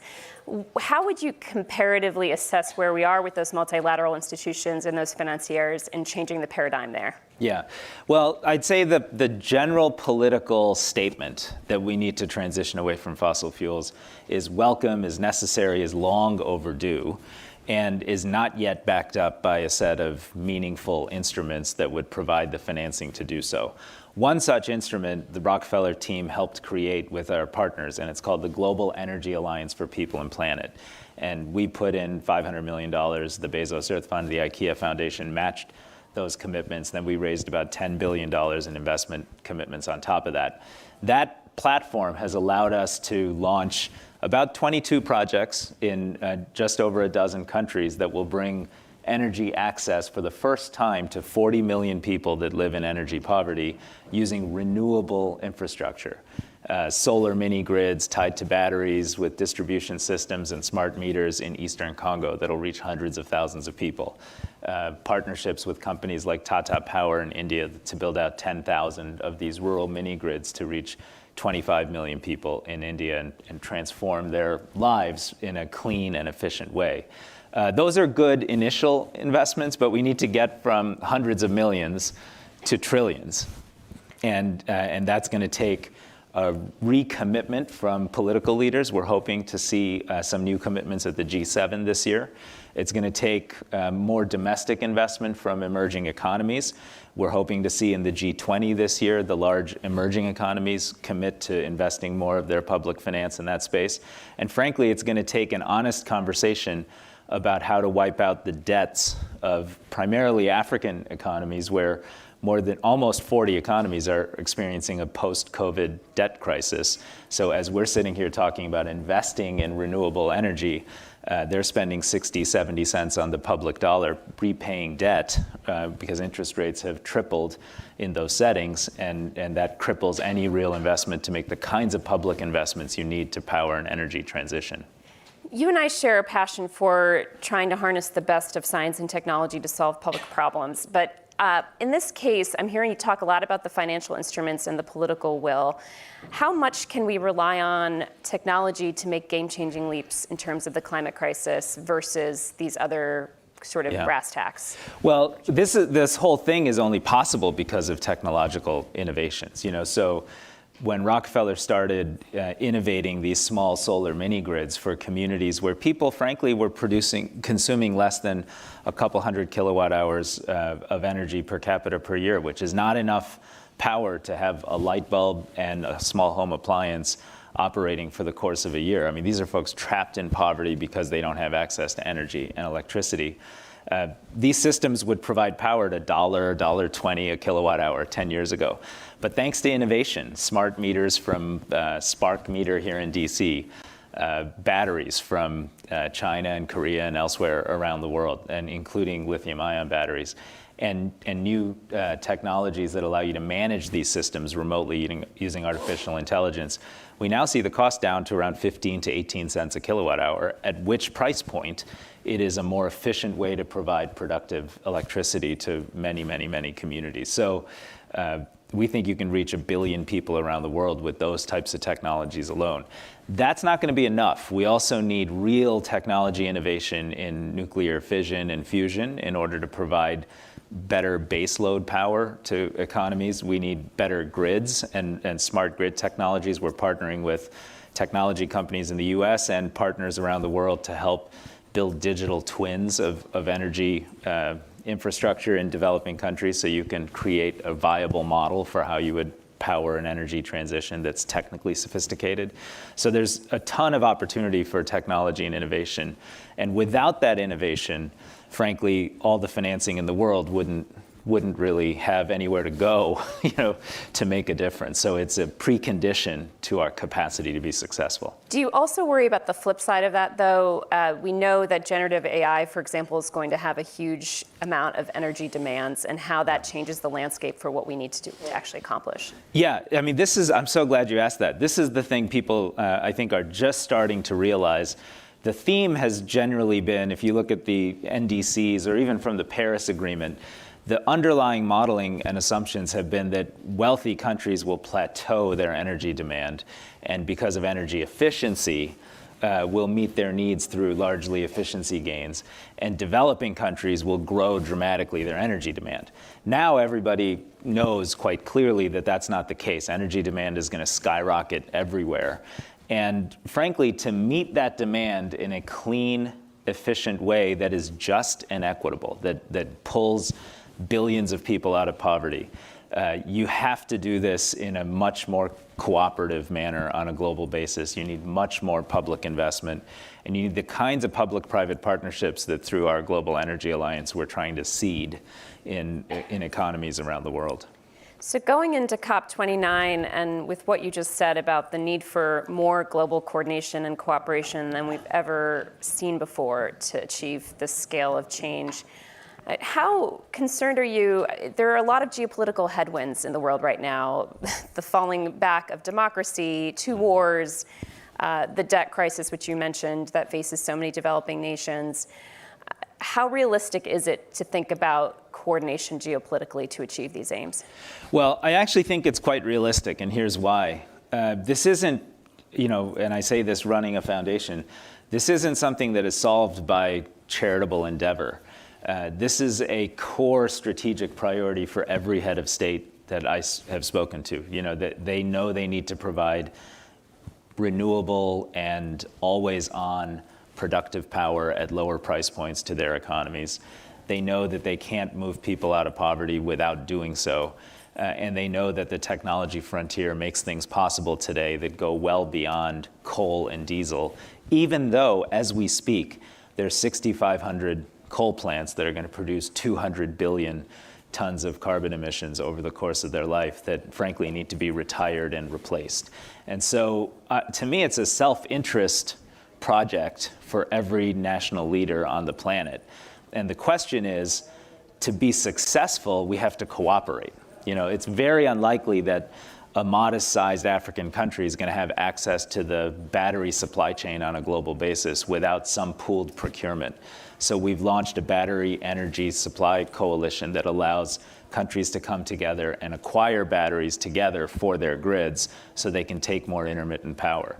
In Kenya alone, they have the largest East African wind project is sitting at 17% utilization. It's called Lake Turkana Wind, because the grid can't take intermittent power, and they can't solve that problem without global cooperation.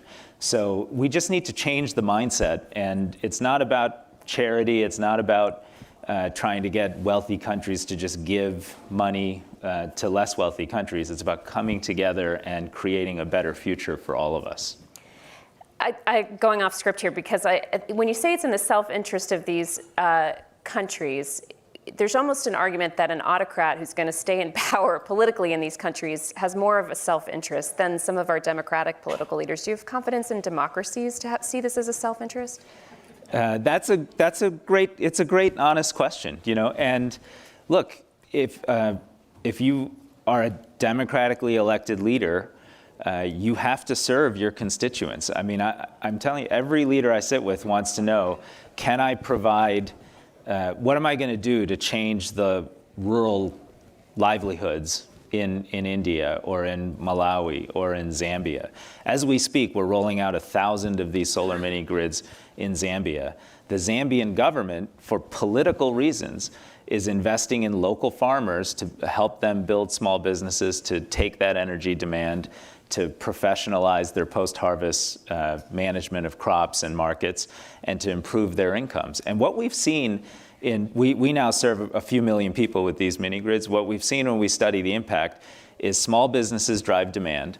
Those small businesses, whether it's a seamstress in northern India or a farmer in Zambia, once they start using electricity to improve their livelihoods, they're creating jobs, creating income, and moving their communities out of poverty. And if you do it fast enough on a politically relevant cycle, that's what leaders want to see. They almost never say, hey, is this an important project? Everyone knows it's an important project. They want to know, can you deliver results before the next election? And that's where our mindset has to change. It's why when we get together next week for the World Bank IMF annual meetings, we can't just have conversations about incremental reforms that 7 years from now will give us 6% more capacity in a system that's been constrained for the last 50, 60 years. We have to be bolder than that. And we have to move with much, much greater urgency. Well, I'm ready for the field trip to Zambia. I'm in. So we have a question from the audience. We'll go together. In a year or two, whenever they'll be ready for results. So we have a question from the audience. It's about the next generation and climate change. This is from Brian Kuhn from Maryland. And he wants to know, how do you see the role of education in addressing the climate crisis and preparing young people for the green jobs of tomorrow? And how can we support climate education on a federal level? Well, first I think climate education should be a part of everyone's education, right? When I have 3 kids, they find subjects like physics and chemistry interesting sometimes and less interesting sometimes. But when you say, hey, this is actually the key to unlocking a new form of electrification that can transform the planet and end poverty, all of a sudden they're like super interested in wanting to learn more, as opposed to just sort of learning the basics without that applied mindset. So I just think overall we have to see this as the greatest opportunity we have to inspire people to learn a set of disciplines that are going to be part of saving our planet and ending poverty simultaneously. And what could be more inspiring or more important than that task? It reminds me a little bit of when we had the moonshot and when Kennedy set the goal of going to the moon. We didn't know how to build the rocket. We didn't know half of the underlying physics of how to do that project.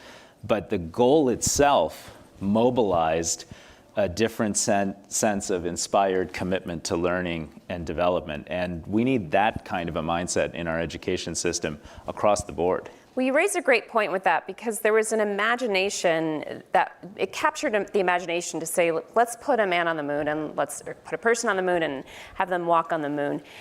Can you paint a picture for us of what a greener century would look like? What should we be imagining? I can. It's so exciting. You could imagine that for the first time, 1 billion people on this planet that live in extreme absolute poverty, where girls collect firewood and don't go to school and are often abused in the cover of dark, are moving themselves out of poverty through access to solar and wind and local microgrids that are economically and commercially viable in their own right and power small businesses that create rural livelihoods that lift up the poorest people on the planet.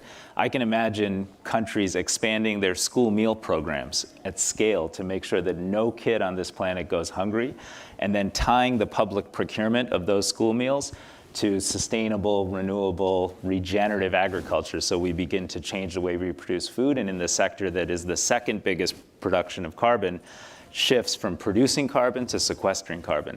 I can imagine a financial infrastructure where we're selling green bonds and doing innovative financial instruments, and our smartest bankers in the world are using all that wizardry and skill, instead of just purely making money, to make money and make lots of it, but do it in a way that allows us to make the single most important upfront investments now to build infrastructure that will scale these technologies and save our planet. And I think the greatest chance we have for inclusive growth and development, and I say this as someone who helped in a small way contribute to the negotiations around the Sustainable Development Goals, and now see us falling behind year after year in lifting people out of poverty, out of hunger, out of ill health. The single greatest opportunity we have to turn that trend around and achieve those goals is to see the climate transition as the biggest opportunity humanity's had to make a difference in our economy, for our people, and for our planet. And that's what I think is at stake. Thank you so much for sharing such a fascinating green dream and for this conversation. Unfortunately, we're out of time. It's been great to have you here. Thank you, Vina. It's great to be with you.